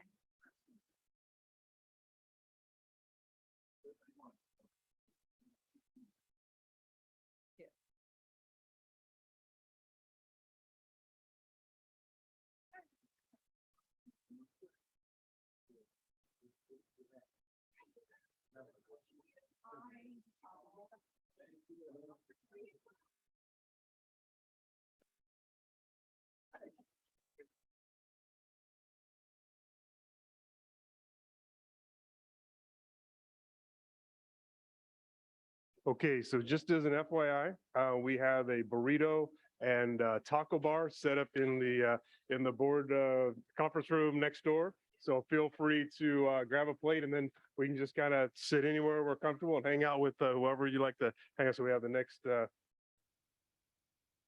want to go half hour? Okay, so we'll go till 1:15.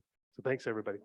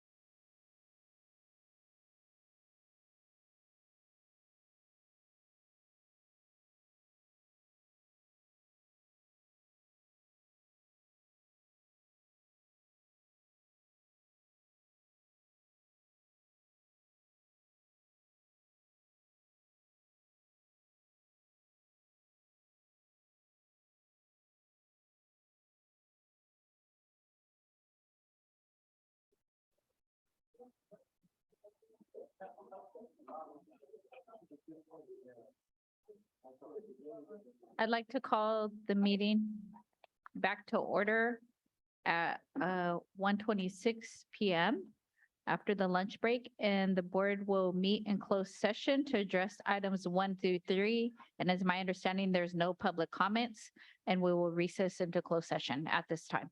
Thank you.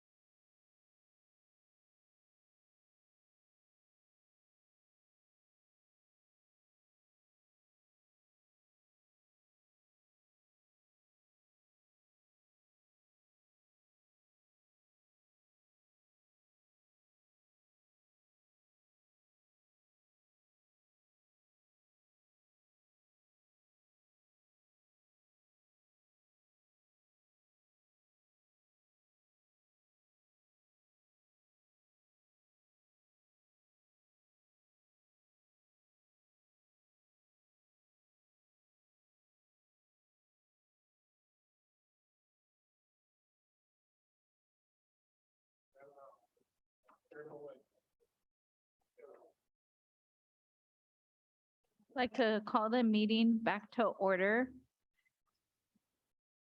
And the board, it's 3:11. The board did meet in closed session and the following action was taken. In closed session, the board took action regarding the superintendent's appointment of Kristen Coates to the position of Deputy Superintendent Business Services and Facilities. The appointment requires the board approval of employment agreement during the open session portion of the November 15th, 2022 at the regular meeting, and it was unanimous decision.